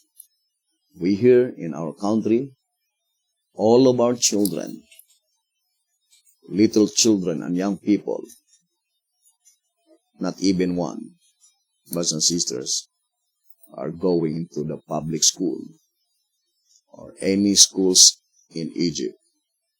We established a church school and we divided into 3 primary And we have secondary and also to the juniors, brothers and sisters. And brethren, it is no longer far distant, brothers and sisters. I would like to say again that this very year, this is the year that God is now calling His people to depart from Egypt. And we will prove to you and we will give to you the exact and definite time, the actual time of our departure in the antitypical Egypt. Hoping the good Lord will bless you, brothers and sisters, and you will abide listening and viewing this program. Thank you very much, and have a wonderful evening.